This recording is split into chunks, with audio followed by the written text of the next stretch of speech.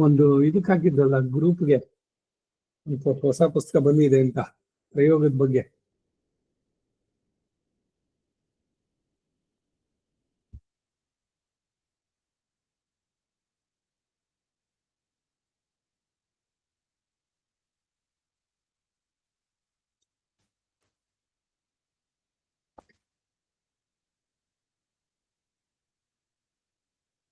ಕೃಷ್ಣ ಕೇಳಿಸುತ್ತಾ?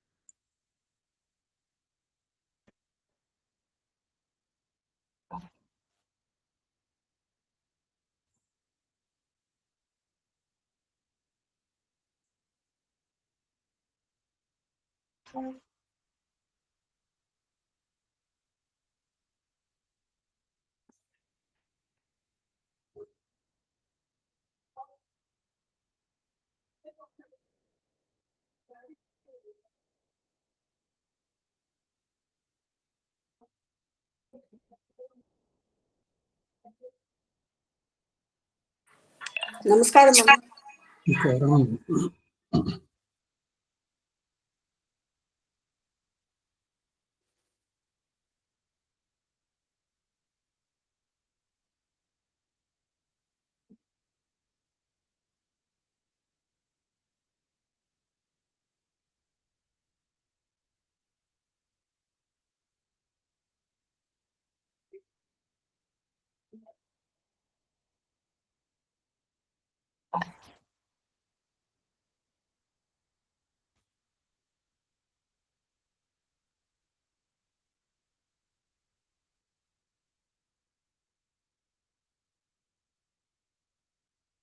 अस्मद्गुरुभ्यो नमः, अस्मत्परमगुरुभ्यो नमः, अस्मत्सर्वगुरुभ्यो नमः। श्रीमते रामानुजाय नमः। रामानुजाय पात्रं ज्ञानवैराग्यभूषणं श्रीमद्वेङ्कटनाथार्यं वन्दे वेदान्तदेशिकं लक्ष्मीनाथसमारम्भां नाथयामनमध्यमाम् अस्मदाचार्यपर्यन्तां वन्दे गुरुपरम्पराम्। यो नित्यमच्युतपदाम्बुजयुग्मरुक्मं व्यामोहतस्तदितराणि तृणाय मेने अस्मद्गुरोर्भगवतोऽस्य दैकसिन्धोः रामानुजस्य चरणौ शरणं प्रपद्ये।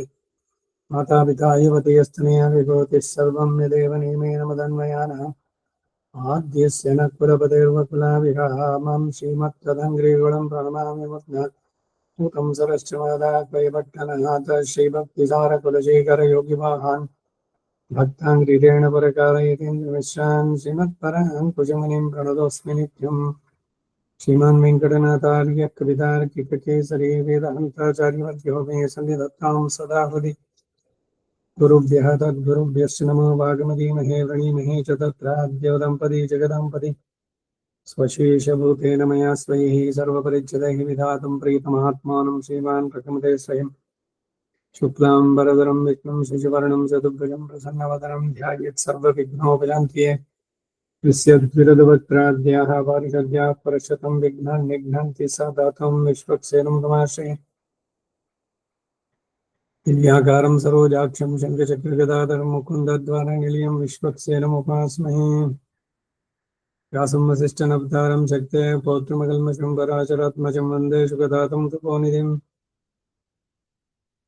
ज्ञानानन्दस्वरूपाय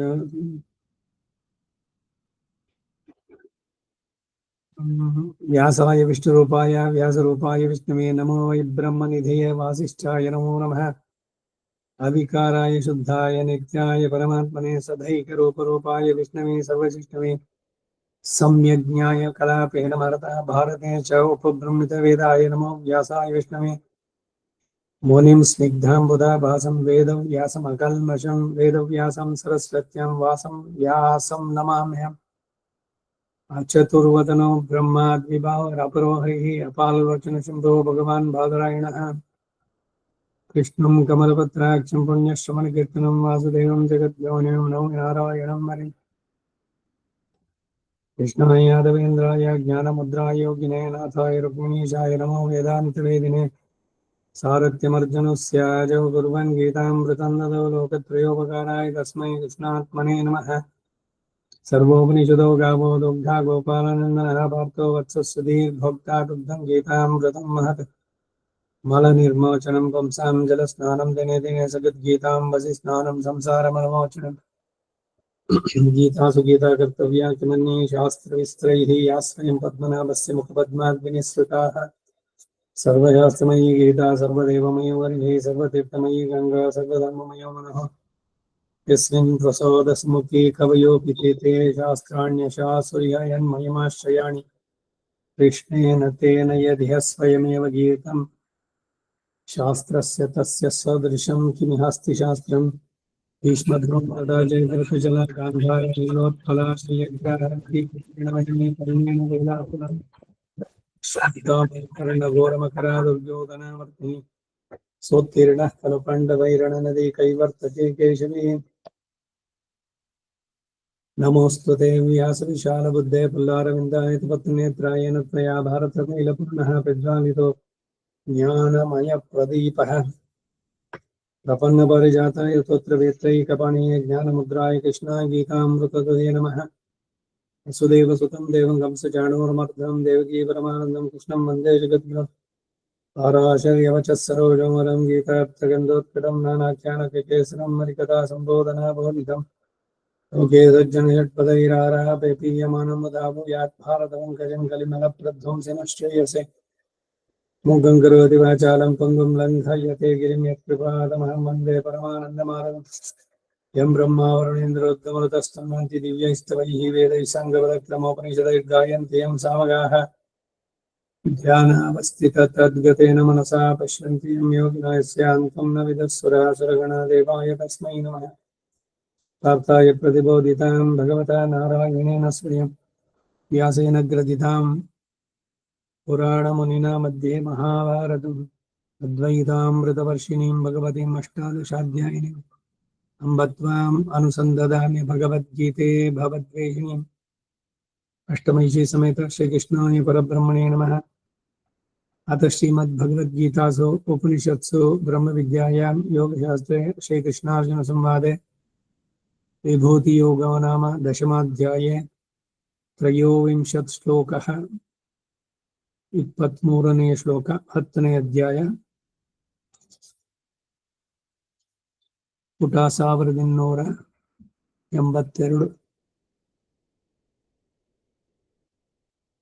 ರುದ್ರಾಣಾಂ ಶಂಕರಶ್ಚಾಸ್ಮಿ ವಿತ್ತೇಶೋ ಯಕ್ಷ ರಕ್ಷಸಾಂ ವಸೂನಾಂ ಪಾವಕಶ್ಚಾಸ್ಮಿ ಮೇರುಶಿಖರಿಣಾಮಹಂ.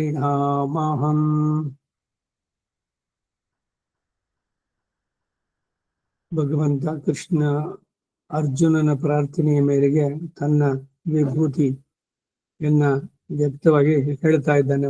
ಏನು ಅನ್ನೋದನ್ನ ಬಹಳ ವಿವರವಾಗಿ ತಿಳಿಸ್ತಾ ಬರೋದ್ರಲ್ಲಿ ರುದ್ರಾಣ ಏಕಾದಶ ರುದ್ರಗಣದಲ್ಲಿ ಶಂಕರಶ್ಚಾಸ್ಮಿ, ಶಂಕರ ನಾಮಕನಾದ ರುದ್ರ ನಾನು. ಹಿಂದೆ ದ್ವಾದಶಾದಿತ್ಯರಲ್ಲಿ ವಿಷ್ಣು ನಾಮಕ ಆದಿತ್ಯ ಎಂದು ಆದಿತ್ಯಾನಾಂ ಅಹಂ ವಿಷ್ಣು ಅಂತ ಹೇಳಿದಾಗೆ ಇಲ್ಲಿನೂ ಹೇಳಲ್ಪಟ್ಟಿದ್ದು.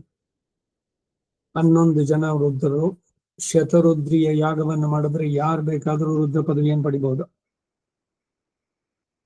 ಮುಂದಿನ ಕಲ್ಪದಲ್ಲಿ ಇಲ್ಲಿ ನಡೆಸಿದ್ದಕ್ಕೆ. ನಾರಾಯಣ ಉಪನಿಷತ್ನಲ್ಲಿ ನಾರಾಯಣ ಬ್ರಹ್ಮ ಜಾಯತೆ ಮನಸ್ಸರ್ವೇಂದ್ರಿಯಾಣಿ ಚ ಖಂ ವಾಯುರ್ಜ್ಯೋತಿರಾಪಃ ಪೃಥಿವೀ ವಿಶ್ವಸ್ಯ ಧಾರಿಣಿ. ಅಲ್ಲಿ ಹೇಳ್ಬೇಕಾದ್ರೆ ದ್ವಾದಶಾದಿತ್ಯ ರುದ್ರ ವಸವ ಸರ್ವಾಣಿ ಚ ಛಂದಾಗಂಸಿ, ಎಲ್ಲವೂ ಅವನೇ ಅಂತ.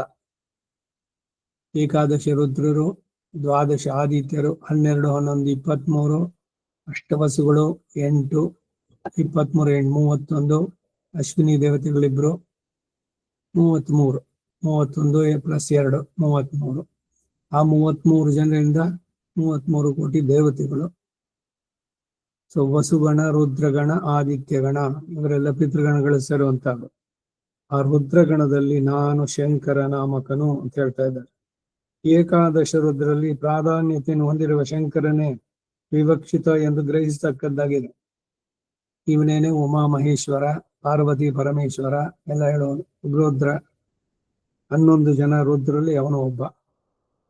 ಏಕಾದಶ ರುದ್ರರು ಯಾರು ಅಂದ್ರೆ ಶ್ರೀ ಪರಾಶರ ಹೇಳ್ತಾರೆ, ಹರಶ್ಚ ಬಹುರೂಪಶ್ಚ ತ್ರ್ಯಂಬಕಶ್ಚಾಪರಾಜಿತಃ ವೃಷಾಕಪಿಶ್ಚ ಶಂಭುಶ್ಚ ಕಪರ್ದೀರೇವೈ ತತಸ್ತತಾ ಕಪರ್ದೀರೈವ ತಸ್ತತಾ ಮೃಗವ್ಯಾಧಶ್ಚ ಶರ್ವಶ್ಚ ಕಪಾಲೀ ಚ ಮಹಾಮುನೆ ಏಕಾದಶೈತೆ ಕಥಿತಾಃ ರುದ್ರಾ ಸ್ತ್ರೀ ಭುವನೇಶ್ವರಃ. ವಿಷ್ಣು ಪುರಾಣ 1:15, 172, 123ನೇ ಶ್ಲೋಕ.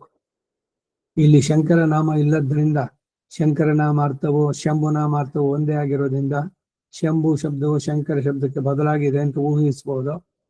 ಅಮರಗಂಟಿನಲ್ಲಿ ಅಮರಕೋಶ ರುದ್ರಾಶ್ಚ ಗಣದೇವತಾ ಎಂದು ದ್ವಾದಶಾದಿತ್ಯರು ಮೊದಲುಗೊಂಡು ಇವರೆಲ್ಲರೂ ಗಣದೇವತೆಗಳು ಅಂತ ಹೇಳಲ್ಪಟ್ಟಿದೆ. ಕೆಲವರು ರುದ್ರನೆಂಬ ಒಬ್ಬನಿಗೆ 11 ದೇಹಗಳು ಅಂತ ಅಭಿಪ್ರಾಯ ಪಡ್ತಾರೆ. ಇದು ಮೇಲಿನ ಪರಾಶರ ವಾಕ್ಯಕ್ಕೆ ವಿರೋಧ. ದ್ವಾದಶಾದಿತ್ಯರು ಭಿನ್ನರಾದ ಆತ್ಮರುಗಳು ಎಂದೇ ಭಾಗವತದ ಏಕಾದಶ ಸ್ಕಂದದಲ್ಲೂ ಹೇಳಿದೆ. ಅಲ್ಲಿಯೂ ಕೃಷ್ಣ ಭಗವಾನರವರು ತಮ್ಮ ವಿಭೂತಿಯಲ್ಲಿ ಪ್ರಧಾನವಾದಗಳನ್ನು ಕೇಳಿ ತಿಳಿಯಬೇಕು ಅಂತ ಅಭಿಲಾಷೆ ಉಳ್ಳವರಿಗೆ ಹೇಳುತ್ತಾರೆ. ಏನು ಅಂದ್ರೆ, ಅಲ್ಪ ರಾಜ್ಯಕ್ಕಾಗಿ ಜ್ಞಾತಿಗಳನ್ನ ಗುರುಗಳನ್ನ ವಧಿಸುವುದು ಯುಕ್ತವಲ್ಲ ಎಂದು ವಿಷಾದಿಸುತ್ತಿದ್ದ ಕಾಲದಲ್ಲಿ ಅರ್ಜುನ ವಿಷಾದ ಯೋಗ ನಾಮ ಪ್ರಥಮೋಧ್ಯಾಯ. ಅರ್ಜುನ ಇದೇ ಪ್ರಶ್ನೆಯನ್ನು ಮಾಡಿದ. ಆಗ ಮಾಡಿದ ಉಪದೇಶವನ್ನೇ ನಿನಗೂ ಉಪ ಮಾಡ್ತೇನೆ ಅಂತ ಹೇಳ್ತಾ ಇದ್ದಾರೆ. ಅಕ್ಷರಾಣಾಂ ಅಕಾರೋಸ್ಮಿ ಗಾಯತ್ರಿ ಛಂದಸಾಮಹಂ ಇಂದ್ರೋಹಂ ಸರ್ವದೇವಾನಾಂ ವಸೂನಾಂ ಅಸ್ಮಿ ಹವ್ಯವಾಟ್.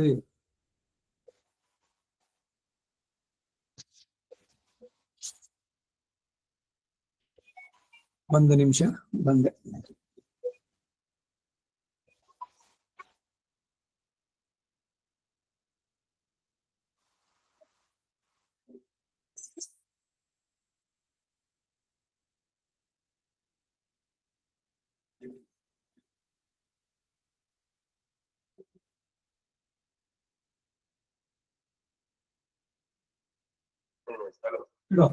ಸ್ವಲ್ಪ ಇದೆ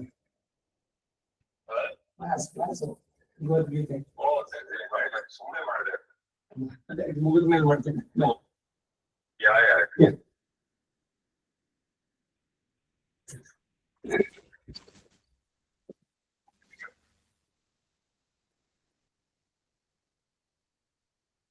ದ್ವಾದಶ ಆದಿತ್ಯರು, ಅದಕ್ಕಾಗಿ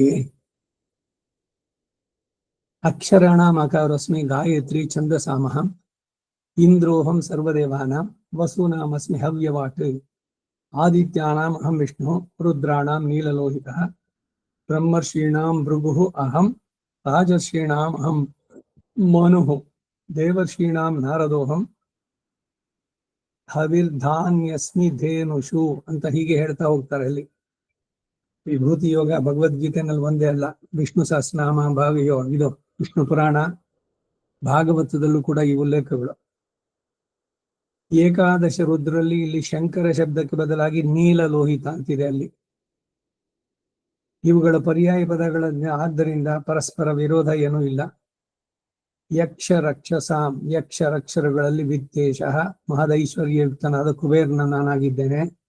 ವಸೂನಾಂ, ಅಷ್ಟವಸುಗಳಲ್ಲಿ ಎಂಟನೆಯನಾದ ಪಾವಕೋಸ್ಮಿ, ಪಾವಕ ನಾಮಕದ ವಸುವಾಗಿದ್ದೇನೆ ನಾನು. ಅಷ್ಟವಸುಗಳು ಯಾರು ಅಂತಂದ್ರೆ ಮತ್ತೆ ವಿಷ್ಣು ಪುರಾಣದ ಉಲ್ಲೇಖ. ಯೇ ತ್ವನೇಕ ವಸು ಪ್ರಾಣ ದೇವಾಜ್ಯೋತಿ ಪುರೋಗಮಃ ವಸವೋಷ್ಟೌ ಸಮಾಖ್ಯಾತಾಃ ತೇಷಾಂ ವಕ್ಷ್ಯಾಮಿ ವಿಸ್ತರಂ. ಆಪೋ ಧ್ರುವಶ್ಚ ಸೋಮಶ್ಚ ಧರ್ಮಶ್ಚೈವಾನಿಲೋ ನಲಃ ಪ್ರತ್ಯೂಷಶ್ಚ ಪ್ರಭಾಸಶ್ಚ ವಸವೋ ನಾಮಭಿಸ್ಮೃತಾಃ. ವಿಷ್ಣು ಪುರಾಣ 1:15, 108, 9ನೇ ಪುಟಗಳಲ್ಲಿ. ಇವರಿಗೆ ವಸುಗಳು ಏಕೆ ಅಂತ ಅಂದ್ರೆ, ಅನೇಕ ವಸು ಎಂದರೆ ಧನ ಮತ್ತು ತೇಜಸ್ಸನ್ನೇ ಬಲವಾಗಿ ಉಳ್ಳವರು. ಅವರುಗಳ ಹೆಸರುಗಳು ಆಪ, ಧ್ರುವ ಎಂದು ಆರಂಭಿಸಿ ಪ್ರಭಾಸ ಎಂದು 8 ಜನರು. ಅದರಲ್ಲಿ ಜ್ಯೋತಿ ಪುರೋಗಮ ಅಂತ ಹೇಳಿರೋದ್ರಿಂದ ಅನಲ ಶಬ್ದದಿಂದ ಹೇಳಲ್ಪಟ್ಟಂತ ಅಗ್ನಿಯ ಪ್ರಧಾನ. ಶಿಖರಿಣಾಂ, ಶಿಖರವನ್ನು ಹೊಂದಿರುವ ಪರ್ವತಗಳಲ್ಲಿ ಮೇರು ಅಹಂ, ಚಿನ್ನ ರತ್ನಗಳನ್ನುಳ್ಳಂತಹ ಪರ್ವತವಾಗಿಯೋ ಗ್ರಹಗಳು ಸುತ್ತುವುದಕ್ಕೆ ಅಕ್ಷರೂಪವಾಗಿಯೋ ಪ್ರಾಧಾನ್ಯತೆ ಹೊಂದಿರುವ ಮೇರು ಪರ್ವತ ನಾನೇ. ಇವರುಗಳಿಗೆಲ್ಲ ಅಂತರಾತ್ಮವಾಗಿ ಮಹಾತ್ಮೆಯನ್ನು ಉಂಟು ಮಾಡಿದವ ನಾನೇ ಎಂಬ ಭಾವ.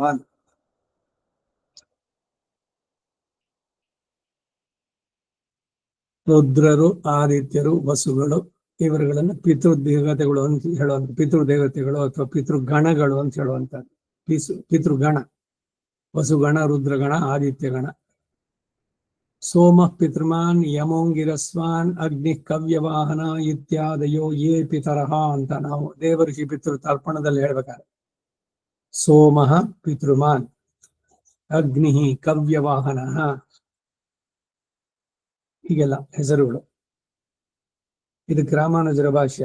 ರುದ್ರಾಣಾಂ ಏಕಾದಶಾನಾಂ ಶಂಕರೋಹಂ ಅಸ್ಮಿ, ಯಕ್ಷ ರಕ್ಷಸಾಂ ವೈಶ್ರವಣೋಹಂ, ವಸೂನಾಂ ಅಷ್ಟಾನಾಂ ಪಾವಕೋಹಂ, ಶಿಖರಿಣಾಂ ಶಿಖರ ಶೋಭಿನಾಂ ಪರ್ವತಾನಾಂ ಮಧ್ಯೆ ಮೇರು ಅಹಂ. ರುದ್ರಾಣಂ ಅಂದ್ರೆ ಏಕಾದಶಾನಾಂ, ಏಕಾದಶ ರುದ್ರಲ್ಲಿ ಶಂಕರೋಹಂ ಅಸ್ಮಿ, ಪ್ರಧಾನನಾಗಿರುವ ಶಂಕರ ನಾಮಕ ರುದ್ರನು ನಾನೇ. ಯಕ್ಷ ರಕ್ಷಸ್ಸುಗಳಲ್ಲಿ ವೈಶ್ರವಣೋಹಂ, ವಿಶ್ರವಸ್ಸಿನ ಪುತ್ರನಾಗಿ, ಧನ ಐಶ್ವರ್ಯಗಳಿಗೆ ಅಧಿಪತಿಯಾಗಿ, ರಾವಣನಿಗೆ ತಮ್ಮನಾಗಿ ಪ್ರಖ್ಯಾತನಾಗಿರುವ ಕುಬೇರ ಅವನು ನಾನೇ. ರಕ್ಷಸ್ಸುಗಳಲ್ಲಿ ಇಲ್ಲಿ ಒಟ್ಟುಗೂಡಿಸಿ ಹೇಳಿರೋದು ಜಾತಿಯಲ್ಲಿ ಅವರುಗಳಿಗೆ ತುಂಬಾ ವ್ಯತ್ಯಾಸ ಇಲ್ಲ ಎಂಬ ಭಾವದಿಂದ ಊಹಿಸಬಹುದು. ತಾನೇ ರಾಕ್ಷಸನಲ್ಲದಿದ್ದರೂ ರಾಕ್ಷಸ ರಾಜನಿಗೆ ತಮ್ಮನು ಅಥವಾ ಅವರಿಬ್ಬರ ಪಂಗಡಕ್ಕೂ ಕುಬೇರನು ಅಧಿಪತಿ ಎಂಬ ಭಾವದಿಂದಲೂ ಇಟ್ಕೊಳ್ಬಹುದು. ವಸೂನಾಂ ಅಷ್ಟಾನಾಂ, ಅಷ್ಟವಸುಗಳಲ್ಲಿ ಪಾವಕೋಹಂ, ಶ್ರೇಷ್ಠನಾದ ಪಾವಕ ನಾಮಕನು ನಾನೇ. ಶಿಖರಿಣಾಂ ಅಂದರೆ ಶಿಖರ ಶೋಭಿನಾಂ ಪರ್ವತಾನ, ಶಿಖರಗಳಿಂದ ಶೋಭಿಸುವ ಪರ್ವತಗಳ ಮಧ್ಯದಲ್ಲಿ ಮೇರು ಅಹಂ, ಸ್ವರ್ಣ ರತ್ನ ಗರ್ಭಿತವಾಗಿ ಮಹಾತ್ಮೆಯನ್ನು ಹೊಂದಿರುವ ಮೇರು ಪರ್ವತ ನಾನೇ. ಪರ್ವತಗಳಲ್ಲಿ ಮೇರುವು ನಾನೇ ಅಂತ ಹೇಳದೆ ಶಿಖರಿಣಾಂ ಎಂದು ಪ್ರಯೋಗದಿಂದ ಸಾಮಾನ್ಯ ಪರ್ವತಗಳು ಹೇಳಲ್ಪಡಲಿಲ್ಲ ಎಂದು, ಶಿಖರದಿಂದ ಶೋಭಾಯಮಾನ ಪರ್ವತಗಳು ವಿಶೇಷಿಸಿ ಹೇಳಲ್ಪಟ್ಟದ್ದು ಎಂದು ತಿಳಿಸೋದಕ್ಕಾಗಿ ಶಿಖರ ಶೋಭಿನಾಂ ಅಂತ ವ್ಯಾಖ್ಯಾನ. ಶಿಖರಿ ಎಂಬಲ್ಲಿ ಪ್ರತ್ಯಯದಿಂದಲೇ ವಿಶಿಷ್ಟತೆಯು ತದ್ವಾರ ಪ್ರಶಂಸೆಯು ಬೋಧಿಸಲ್ಪಟ್ಟಿತು ಅಂತ ತಿಳಿಯಿತು. ಮುಂದೆಯೇ ಸ್ಥಾವರಾಣಾಂ ಹಿಮಾಲಯ ಅಂತ ಇರೋದ್ರಿಂದ ಇಲ್ಲಿ ಸಾಮಾನ್ಯತಃ ಹೇಳಲ್ಪಟ್ಟಿದ್ದೆಂದು ಮೇರು ಶಿಖರಿಣ್ಯ ಮಹಮ್ಮನಲ್ಲಿ ವಿಶೇಷವಾಗಿ ಹೇಳಿತು ಅಂತ ಭಾವಿಸಬಹುದು. ಶಿಖರಿಣಾಂ ಎಂಬುದರಿಂದ ವಿಶೇಷವನ್ನು ಹೇಳಿ ಆ ಮೇರು ಶ್ರೇಷ್ಠವಾದದ್ದು ಅಂತ ತಿಳಿಸೋದಕ್ಕಾಗಿ ಶಿಖರಿಣಾಂ. ಈ ಮೇರು ಪರ್ವತ ಅನ್ನೋದು ಬರೀ ಒಂದು ಕಾಲ್ಪನಿಕ ಅಲ್ಲ. ಸೂರ್ಯ ಪ್ರತಿದಿನ ಆ ಮೇರುಗೆ ಒಂದು ಪ್ರದಕ್ಷಿಣೆ ಮಾಡ್ತಾನೆ. ಉದಯ ಅಸ್ತ ಆಗ್ಬೇಕಾದ್ರೆ ಪ್ರದಕ್ಷಿಣೆಯಾಗಿ ಒಂದು ಸುತ್ತು. ಈ ಮೇರು ಪರ್ವತ ಸಾಮಾನ್ಯ ಜನರಿಗೆ ಕಾಣಿಸೋಲ್ಲ. ಅದು ದಿವ್ಯವಾದ ಇವರು ಶಕ್ತಿ, ಇದು ತಪಸ್ವಿಗಳು ಇವರುಗಳಿಗೆ ಕಾಣಿಸುವಂತದ್ದು. ಸೊ ಆ ಪರ್ವತಗಳು, ಶಿಖರ ಇರುವಂತ ಪರ್ವತಗಳಲ್ಲಿ ನಾನು ಮೇರು ಅಂತ ಹೇಳಿ. ಆಮೇಲೆ ಸ್ಥಾವರಾಣ, ಸ್ಥಾವರ ಅಂದ್ರೇನು, ಚಲಿಸದೇ ಇರುವಂತಹದ್ದು, ಒಂದೇ ಕಡೆ ಇರುವಂತಹದ್ದು. ಅವುಗಳಲ್ಲಿ ನಾನು ಹಿಮಾಲಯ ಅಂತ ಹೇಳಿದೆ.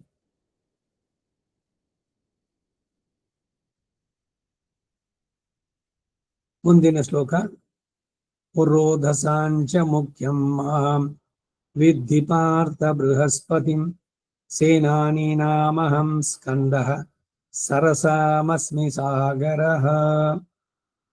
ಪುರೋಧಸಾಂಚ, ರಾಜ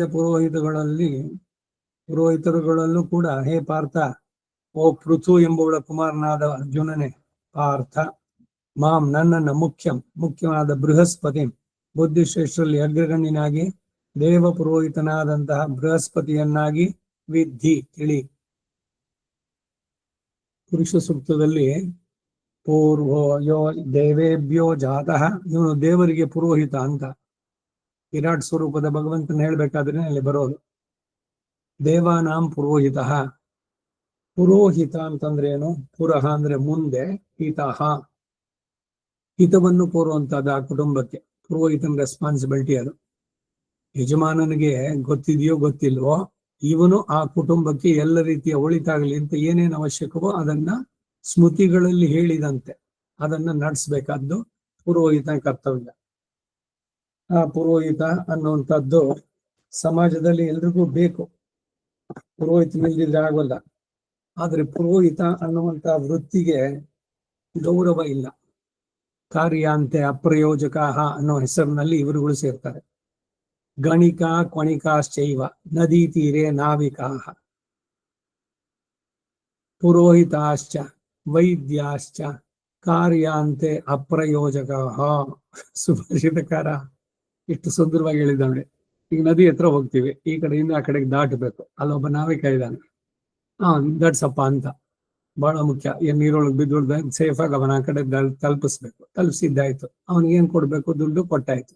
ಆಮೇಲೆ ಅವನ್ ನೆನ್ಸ್ಕೊಳ್ತೀವೋ, ಡಾಕ್ಟರ್ ಹತ್ರ ಹೋಗ್ತೀವಿ, ಏನೋ ಎಷ್ಟೋ ತುಂಬಾ ಡಾಕ್ಟ್ರೇ ಆಗ್ತಾನೆ ಇಲ್ಲ, ಹಾಗೆ ಹೀಗೆ ಅಂತ.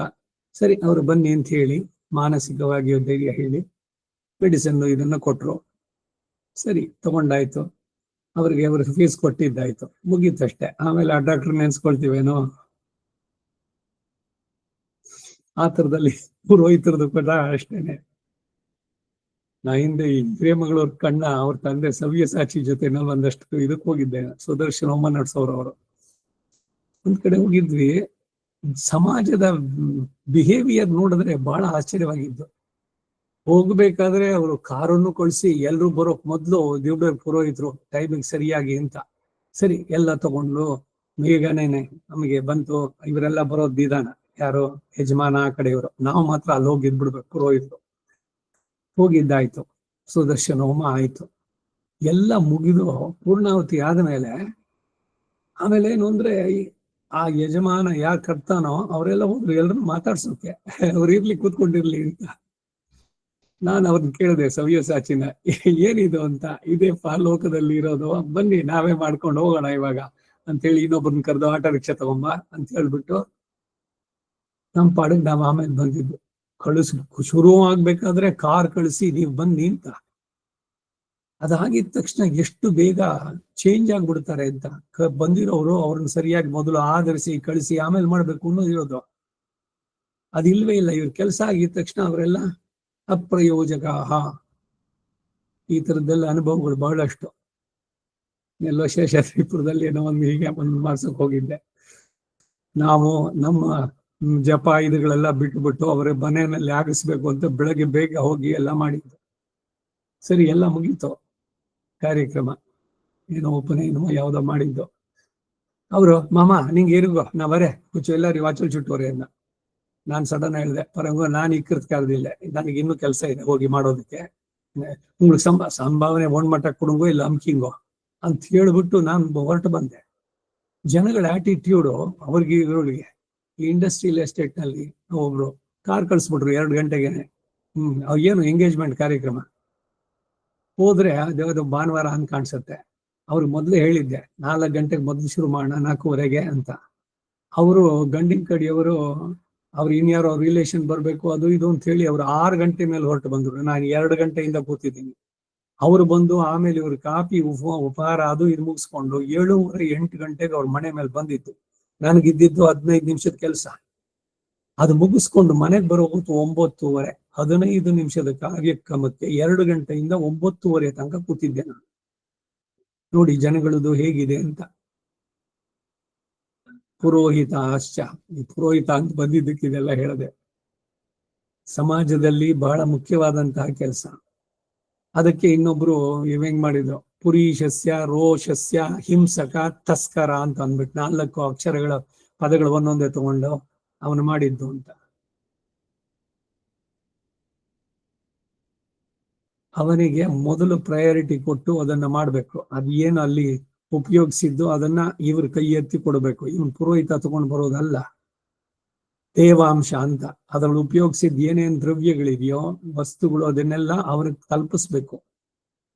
ಈಗ ದೇವಾಲಯದಲ್ಲಿ ಅಡಿಗೆ ಇದೆಲ್ಲ ಮಾಡಿದ್ರೆ ಮೊದಲು ದೇವಾಂಶ ಅಂತ ಅರ್ಚಕರಿಗೆ ಮೊದಲು ಅವ್ರ ಪಾತ್ರೆಗಳೆಲ್ಲ ತಂದ್ರೆ ಅವ್ರಿಗೆ ಕೊಟ್ಬಿಟ್ಟು ಆಮೇಲೆ ಬೇರೆ ಅವರಿಗೆ ವಿತರಣೆ. ಈ ರೀತಿ ಪುರೋಹಿತನಿಗೆ ಇದ್ದಿದ್ದು. ಆದ್ರೆ ಈ ಪುರೋಹಿತನನ್ನ ಸಮಾಜ ಯಾವ ಮಟ್ಟಕ್ಕೆ ಮಾಡ್ತು, ಏನು ಬರ್ಲಿಲ್ವಾ ಅವನು ಪೌರೋಹಿತ್ಯಕ್ಕೆ ಹಾಕ್ಬಿಡು ಅಂತಂದೋದು. ಪುರೋಹಿತ ಏನು ಸಾಮಾನ್ಯವೇ? ಈಸಿನೇ ಅದು ಕೆಲಸ. IIT ಬ್ರೈನ್ ಇರ್ಬೇಕು. ಎಲ್ಲಿ ಏನ್ ಪ್ರಾಯಶ್ಚಿತ್ತ ತಪ್ಪುಗಳಾದ್ರೆ ಅದನ್ನ ಸರಿ ಮಾಡೋದಕ್ಕೆ ತಿಳಿದಿರ್ಬೇಕು. ಹಣದ ಆಸೆಯಿಂದ ಹೋಗಿ ಅಲ್ಲಿ ಮಾಡೋದಲ್ಲ. ಇವರು 8 ಆಣೆ ಇಡಿ ಅಂದ್ರೆ ಅವರು 5 ಪೈಸೆ ಇಡ್ತಾರೆ. ಅದಕ್ಕಾಗಿ ಇವರು 50 ರೂಪಾಯಿ ಇಡಿ ಅಂತಾರೆ. ಎಲ್ಲ ಅಲ್ಲೂ ಚೌಕಾಸಿಗಳು. ಎಲ್ಲ ಈ ಪ್ಲಂಬರು, ಫಿಟ್ಟರು, ಎಲೆಕ್ಟ್ರಿಷಿಯನ್ ಹತ್ರ ಚೌಕಾಸಿ ಮಾಡಿದಂಗೆ. 8ನೇ ಶತಮಾನದಲ್ಲೇ ಈ ಸ್ಥಿತಿ ಹೆಂಗಿತ್ತು ಅಂತ ಶಂಕರಾಚಾರ್ಯ ಹೇಳ್ತಾರೆ. ಪೌರೋಹಿತ್ಯಂ ರಜನಿಚರಿತಂ ಗ್ರಾಮಣೇತ್ವಂ ನಿಯೋಗೋ ಮಾಠಾಪತ್ಯಂ ಅನೃತವಚನಂ ಸಾಕ್ಷಿವಾದ ಪರಾನ್ನಂ ಬ್ರಹ್ಮದ್ವೇಷ ಖಲ ಜನರತಿ ಪ್ರಾಣಿನಾಂ ನಿರ್ದಯತ್ವಂ ಮಾ ಭೂದೇವ ಮಮ ಪಶುಪತೆ ಜನ್ಮ ಜನ್ಮಾಂತರೇಶು ಅಂತಾರೆ. ಅದರಲ್ಲಿ ಈ ಪ್ರೊಫೆಷನ್ಗಳನ್ನ ಕೊಡಬೇಡ. ಪೌರೋಹಿತ್ಯಂ ಪುರೋಹಿತನಾಗುವಂತದ್ದು. ರಜನಿಚರಿತಂ ರಾತ್ರಿ ಹೊತ್ತು ಕೆಲಸ ಮಾಡುವಂತ ಡ್ಯೂಟಿ, ನೈಟ್ ಡ್ಯೂಟೀಸು. ಫಾರಿನ್ ಅಥವಾ US ವರ್ಕ್ ಮಾಡಬೇಕು. ರಾತ್ರಿ 8 ಗಂಟೆಗೆ ಇಲ್ಲಿ ಶುರು ಮಾಡಿಬಿಟ್ರೆ ಬೆಳಗ್ಗೆ 3 ಗಂಟೆ ತನಕನೋ 4 ಗಂಟೆ ತನಕ. ಆಮೇಲೆ ಅವ್ರು ಮಲಗೋರು. ಬೇರೆ ಎಲ್ಲರೂ ಹೇಳ್ಬೇಕಾದ್ರೆ ಅವ್ರು ಮಲಗುವಂತಹದ್ದು. ರಜನಿಚರಿತಂ ಗ್ರಾಮಣೇತ್ವಂ ಗ್ರಾಮಕ್ಕಧಿಪತಿ, ಮಾಠಾಪತ್ಯ ಮಠಾಧಿಪತಿ ಆಗೋದು. ಅನೃತ ವಚನ, ಯಾರಿಗಾಗಿಯೋ ಸುಳ್ಳು ಹೇಳೋದು, ಸಾಕ್ಷಿವಾದ, ಕೋರ್ಟ್ನಲ್ಲಿ ಸಾಕ್ಷಿ ಹೋಗಿ ಹೇಳೋದು, ಪರಾನ್ನ, ಇನ್ನೊಬ್ಬರ ಮೇಲೆ ಡಿಪೆಂಡ್ ಆಗಿರೋದು, ಇಂಥದ್ದನ್ನು ಮಾತ್ರ ಕೊಡಬೇಡ, ಎಷ್ಟಾರು ಜನ್ಮ ಕೊಡು ಅಂತ ಕೇಳ್ತಾರೆ. ಹೀಗೆ ಪೌರೋಹಿತ್ಯಕ್ಕೆ ಸಮಾಜದಲ್ಲಿರುವಂತಹ ಗೌರವ ಇವೆಲ್ಲ ಎಲ್ಲ ನೋಡಿ ನಗು ಬರುತ್ತಷ್ಟೆ. ಒಂದೊಂದು ನಗೆಯು ಬರುತ್ತಿದೆ, ನಗೆಯು ಬರುತ್ತಿದೆ ಅಂತ. ಈ ಬ್ರಹ್ಮಚಾರಿ ಉಪನಯನದಲ್ಲಿ ಅವನು ಭಿಕ್ಷೆಯನ್ನು ನೀಡಬೇಕು, ಭಕ್ಷಣೆಗಳು ಏನೋ ಒಂದಷ್ಟು ಮಾಡಿಸೋದು, ಅದನ್ನ ತಂದ್ಮೇಲೆ ಅಲ್ಲೆಲ್ಲ ಇಟ್ಟು ವಿಡಿಯೋ ಕವರ್ ಮಾಡ್ಕೊಂಡ್ಬಿಡೋದು. ಎಲ್ಲ ಆದ್ಮೇಲೆ ಅವರು 1-2 ಪೀಸ್ ಕೊಟ್ಬಿಟ್ಟು ಬಿಕ್ಕಿದ್ದೆಲ್ಲ ಅವರೇ ಇಟ್ಕೊಂಡ್ಬಿಡೋದು. ಗುರುವೇ ಭೈಕ್ಷ್ಯಂ ಅಂತ, ಸುಭೈಕ್ಷ್ಯಂ ಅಂತ ಇವ್ರು ತಗೋಬೇಕು.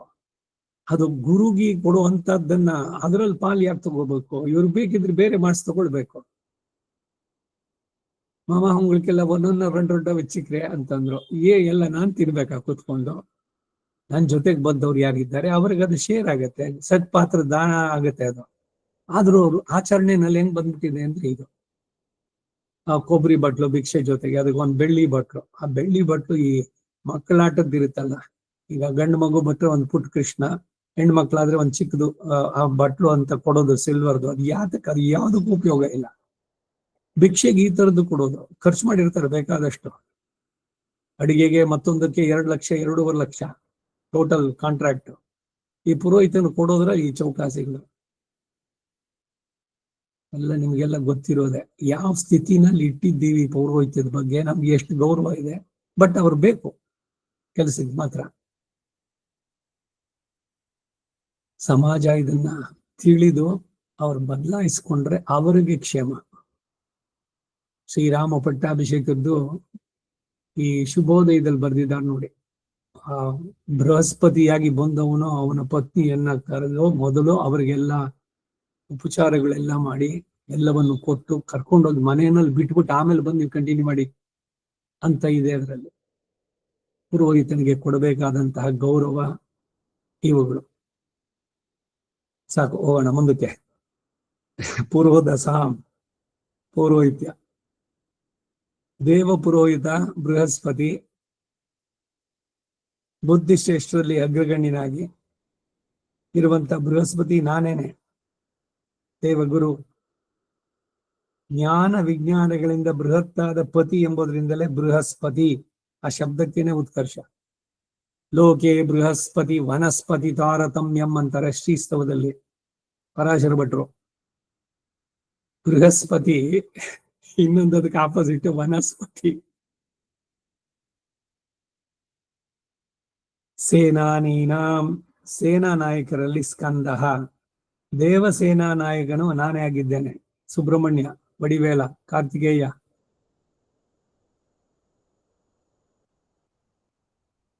ಅಹಮಸ್ಮಿ ಸ್ಕಂದ.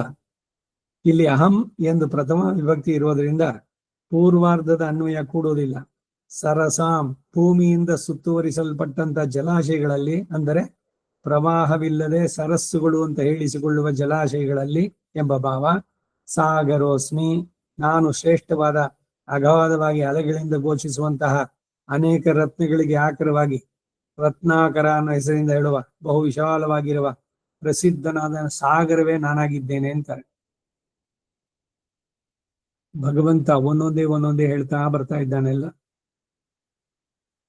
ರಾಮಾನುಜರ ಮಾತು. ಪುರೋದಸಾಂ ಉತ್ಕೃಷ್ಟೋ ಬೃಹಸ್ಪತಿ ಯಹ ಸಹ ಅಹಮಸ್ಮಿ ಸೇನಾನೀನಾಂ ಸೇನಾಪತೀನಾಂ ಸ್ಕಂದೋಹಮಸ್ಮಿ ಸರಸಾಂ ಸಾಗರೋಹಮಸ್ಮಿ. ರಾಜಪುರೋಹಿತರುಗಳಲ್ಲಿ ಉತ್ಕೃಷ್ಟವಾದ ಬೃಹಸ್ಪತಿಯು ಯಹ ಯಾವನೋ ಸೋಹಮಸ್ಮಿ ಅವನು ನಾನೇ. ಈ ಬೃಹತಾಂಪತಿ ಬೃಹಸ್ಪತಿ ಎಂಬುದರಿಂದಲೇ ಅತಿಶಯ ವ್ಯಕ್ತ. ಶಚೀದೇವಿಯ ಕಷ್ಟದಶಿಯಲ್ಲಿ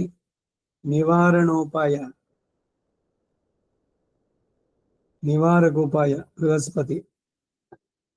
ಸೇನಾಪತಿಗಳಲ್ಲಿ ಸ್ಕಂದಮಹಂ ಪ್ರಸಿದ್ಧನಾದ ಸ್ಕಂದನು ನಾನೇ ಆಗಿದ್ದೇನೆ. ಸೇನೇಶ್ವರು ಪ್ರಧಾನರಾಗಿರುವಾಗ ಅವರನ್ನು ಬಿಟ್ಟು ಸ್ಕಂದನನ್ನು ಹೇಳಿದ್ದಾಗೆ ಇಲ್ಲಿ ಶಚೀದೇವಿಯ ಕಷ್ಟದಶೆಯಲ್ಲಿ ನಿವಾರಕ ಉಪಾಯವನ್ನು ಹೇಳಿದವನು ಅಂತ. ಏನು ಹಿನ್ನೆಲೆ ಕಥೆ ಎಲ್ಲ ನಿಮಗೆ ಗೊತ್ತಿದೆ.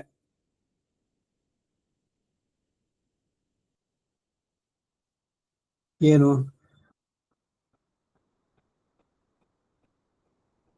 ಇಂದ್ರ ಪದವಿಗೆ ಇವನಿಗೆ ಬ್ರಹ್ಮಹತ್ಯ ದೋಷ ಬಂದಿತ್ತಲ್ಲ, ಅವಾಗ ಭೂಲೋಕದಲ್ಲಿ ಬಹಳ ಧರ್ಮಿಷ್ಠನಾದವನು, ಅವನು ಯೋಗ್ಯ ಅಂತ ಎಲ್ಲ ಸಪ್ತ ಋಷಿಗಳು ನಿರ್ಣಯಿಸಿ ಹೇಳುದು.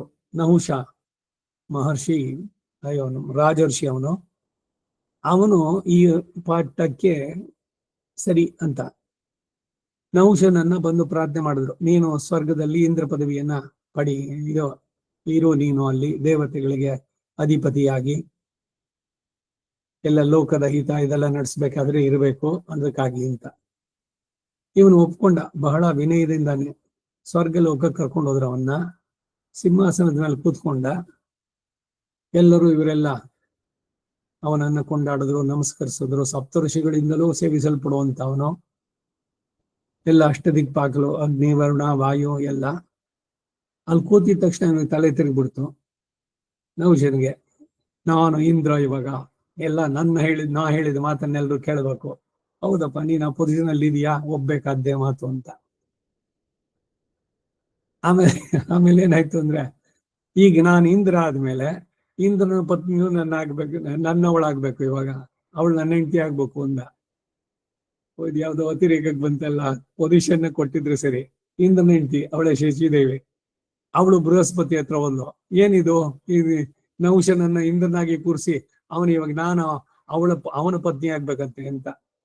ಆಗ ಬೃಹಸ್ಪತಿ ಹೇಳಿದ ಸಜೆಷನ್ ಏನು ಅಂದ್ರೆ, ಒಂದ್ ಕೆಲಸ ಮಾಡೋ, ನೀನು ಆ ಸಪ್ತಋಷಿಗಳಿದಲ್ಲ, ಅವರು ಒಂದು ಪಲ್ಲಕ್ಕಿನ ಹೊತ್ಕೊಂಡು ಬರ್ಲಿ, ಅದರಲ್ಲಿ ನೀನು ಪಲ್ಲಕ್ಕಿನಲ್ಲಿ ಕೂತ್ಕೊಂಡು ಬಾ ನನ್ನ ಅಂತಃಪುರಕ್ಕೆ, ನಾನು ನಿನ್ನ ಸ್ವೀಕರಿಸ್ತೇನೆ ಅಂತ ಅಂದ್ಬಿಟ್ಟು ಹೇಳು, ಸಜೆಷನ್ ಕೊಡು ಅಂತ.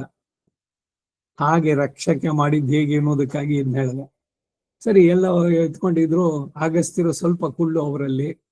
ಅವರು ಈ ಪಲ್ಲಕ್ಕಿ ಹತ್ರ ಈ ಕಡೆ ಇದ್ರು, 2 ಜನ ಆ ಕಡೆ ಈ ಕಡೆ, 4 ಇದ್ರದಕ್ಕಾಗಬೇಕಲ್ಲ. ಅವಾಗ ಇವನ್ ಕಾಲಿನಲ್ಲಿ ಸರ್ಪ ಬೇಗ ಹೋಗಿ, ಯಾವಾಗ ಹೋಗಿ ಆ ಶುಚಿಯನ್ನು ಒಪ್ಕೊಳ್ತೀನೋ ಅಂತ ಇವನಿಗೆ ತವಕ. ಕಾಮಾತುರಾಣಂ ನ ಭಯಂ ನ ಲಜ್ಜಾ ಅನ್ನೋಂಗೆ ಕಾಲ್ನಲ್ಲಿ ಒದ್ದ ಅಗಸ್ತ್ಯರನ್ನ. ಅಗಸ್ತ್ಯರ ಕೋಪ ಬಂತು, ನೀನೊಂದು ಸರ್ಪವಾಗಿ ಬೀಳು ಅಂತ ಹೇಳ್ಬಿಟ್ಟು ಶಾಪ ಕೊಟ್ರು ಅಲ್ಲೇನೆ. ಸೊ ಪಲ್ಲಕ್ಕಿನಲ್ಲಿ ಕೂತ್ಕೊಂಡು ಅಲ್ಲಿಂದ ನೇರವಾಗಿ ಬಂದಿದ್ದು ಸರ್ಪವಾಗಿ, ದೊಡ್ಡ ಅಜಗರ ಹೆಬ್ಬಾವಾಗಿ ಬಿದ್ದ ಕೆಳಗಡೆ. ಮತ್ತು ಆಮೇಲೆ ವಿವೇಕ ಬಂತು, ಮಹರ್ಷಿಗಳನ್ನ ಕ್ಷಮೆ ಕೇಳದ. ಸರಿ, ಧರ್ಮರಾಜ ಬಂದು ಪ್ರಶ್ನೆಗಳಿಗೆ ನಿನಗೆ ಉತ್ತರ ಹೇಳಿದಾಗ ನಿನಗೆ ಇದರಿಂದ ವಿಮೋಚನೆ ಅಂತ ಹೇಳಿ ಅಂತೂ ಶಚಿದೇವಿ ಬಚಾವಾದ್ಲು ಬೃಹಸ್ಪತಿಯ ಸಜೆಷನ್ ನಿಂದ. ಹಾಗಾಗಿ ಶಚಿದೇವಿಯ ಕಷ್ಟ ದಶೆಯಲ್ಲಿ ಅವಳನ್ನ ರಕ್ಷಣೆ ಮಾಡಿದವನು. ಇಂದ್ರ ಒಂದ್ಸಲಿ ಖಯಾದುವನ್ನು ಹೇಳ್ಕೊಂಡು ಹೋಗ್ಬಿಡ್ತಾನೆ. ಅವಳು ಗರ್ಭಿಣಿ. ಅವಾಗ ಅವಳನ್ನು ಕೊಂದ್ಬಿಡ್ತೀನಿ, ರಾಕ್ಷಸ ವಂಶವೇ ಇಲ್ಲದಂತೆ ಅಂತ ನಾರದ್ರು ಹೋಗ್ತಾರೆ. ಏನು ದೇವೇಂದ್ರ, ನೀನು ದೇವಗಣಕ್ಕೆ ಅಧಿಪತಿ, ಅವನ ಹೆಂಡತಿ ಗಂಡ ಹೋಗಿದ್ದಾನೆ ಯಾವುದಕ್ಕೆ, ತಪಸ್ಸಿಗೆ. ಆ ಟೈಮ್ನಲ್ಲಿ ಅವನ ಇಲ್ದಲ್ಲಿ ಇದ್ದಾಗ ಬಂದ್ಬಿಟ್ಟು ಅವನ ಹೆಂಡತಿನ ಕರ್ಕೊಂಡು ಹೋಗೋದು ಏನ್ ನಿನ್ ಪೌರುಷ ಇದು, ಅವಳು ಕೈ ಬಿಡು ಅಂತ ಹೇಳಿ ಬಿಡಿಸಿ ಕರ್ಕೊಂಡು ಹೋಗಿ ತಮ್ಮ ಆಶ್ರಮದಲ್ಲಿ ಇಟ್ಕೊಂಡ್ರು ಅವಳನ್ನ. ಅವರ ಭಕ್ತಿ ಇದ್ರದ್ದೇನಿಲ್ಲ. ಹಾಗೆ ಪ್ರಹ್ಲಾದನಿಗೆ ಗರ್ಭದಲ್ಲಿ ಇದ್ದಾಗಲೇ ಭಗವಾನ್ ವಿಷ್ಣು ಭಕ್ತಿ ಉಂಟಾಗಿದ್ದು ಹೇಗೆ ಅಂದ್ರೆ ನಾರದರಿಂದ, ಇಂದ್ರನಿಂದ. ಹೀಗೆ ಅವಳನ್ನ ಬಿಡಿಸಿ ಕರ್ಕೊಂಡ್ಬಂದಿತ್ತು. ಈ ರೀತಿ ಲೋಕ ಕಲ್ಯಾಣಕ್ಕೆ ಮಾಡೋ ಕೆಲಸಗಳು ಬೃಹಸ್ಪತಿ ಶಚಿದೇವಿ ಸಹಕರಿಸಿದ್ದು. ಸೇನೇಶ ಅವರಲ್ಲಿ ಪ್ರಧಾನವಾಗಿ ಅವರನ್ನು ಬಿಟ್ಟು ಸ್ಕಂದನನ್ನು ಹೇಳಿದ್ದು ಹೇಗೆ ಅಂದರೆ, ನಿತ್ಯ ವಿಭೂತಿಯಲ್ಲಿರುವವರನ್ನು ಹೇಳೋದು ಅಷ್ಟು ಪ್ರಕೃತವಲ್ಲ ಎಂದು ಭಾವಿಸಿ ಕರ್ಮವಶ್ಯರಾದ ಸೇನಾನಿಗಳಲ್ಲಿ ಪ್ರಧಾನನಾಗಿ ಸ್ಕಂದ ಹೇಳಲ್ಪಟ್ಟ ಎಂದು ಭಾವಿಸ್ತಕ್ಕದ್ದು. ಅನಂತ, ಗರುಡ, ವಿಶ್ವಕ್ಸೇನ ಇವರೆಲ್ಲ ಇಲ್ವೇ?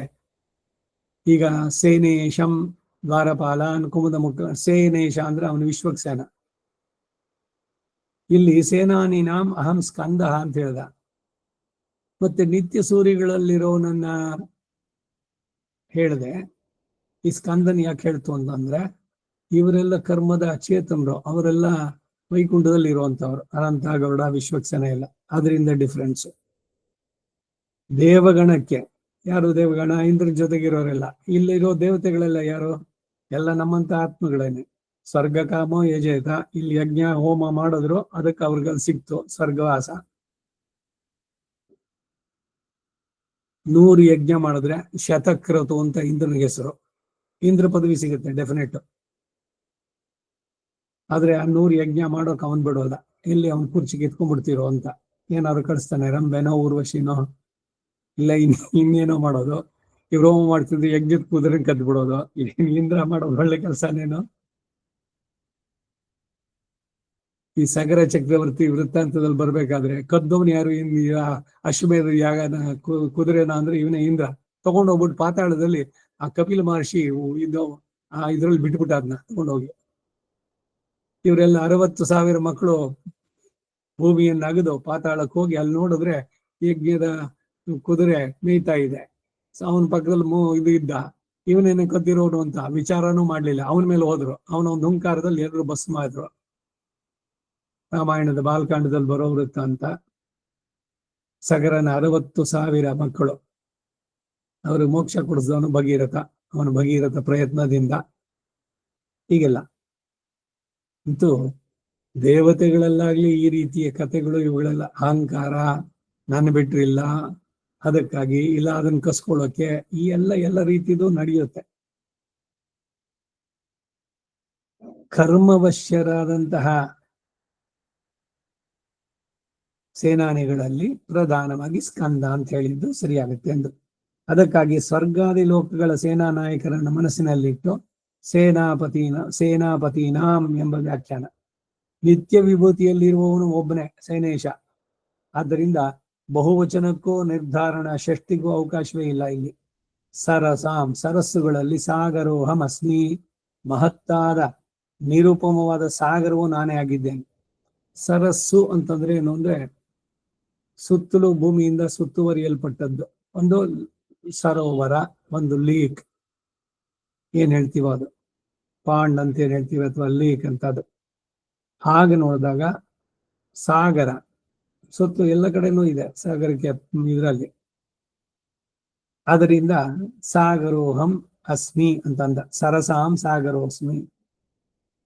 ಸರಸ್ಸು ಶಬ್ದಕ್ಕೆ ಪ್ರವಾಹರಹಿತ ಜಲಾಶಯ ಎಂಬ ಅರ್ಥವೇ ಸರಿಯಾದದ್ದು. ಯಾಕೆಂದ್ರೆ ಮುಂದೆ ಸ್ರೋತಸಾಮಹ್ವಿ ಜಾಹ್ನವಿ. ಸ್ರೋತ ಅಂತಂದ್ರೆ ನದಿಗಳಿಗೆ ಹೆಸರು.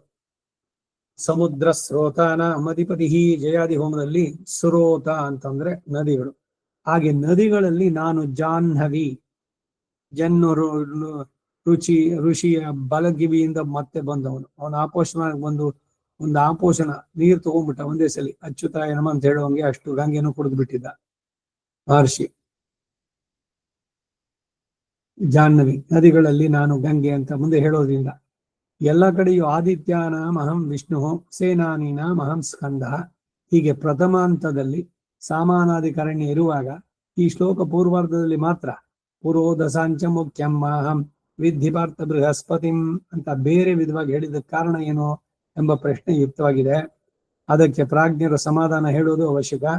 ಶ್ರೀಕೃಷ್ಣನ ಅಭಿಪ್ರಾಯ ತಾನು ನಿರ್ಧಾರಣೆ ಷಷ್ಠಿ ಅರ್ಥದ ಸಾಮಾನಾಧಿಕರಣ್ಯವನ್ನು ಹೇಳಿರುವ ಸ್ಥಳದಲ್ಲೆಲ್ಲ ಹೀಗೆ ಅರ್ಥ ಮಾಡಬೇಕೆಂದು ತಿಳಿಸೋದಕ್ಕಾಗಿ ಎಂದು ಪ್ರಾಜ್ಞರು ಗ್ರಹಿಸ್ತಾರೆ.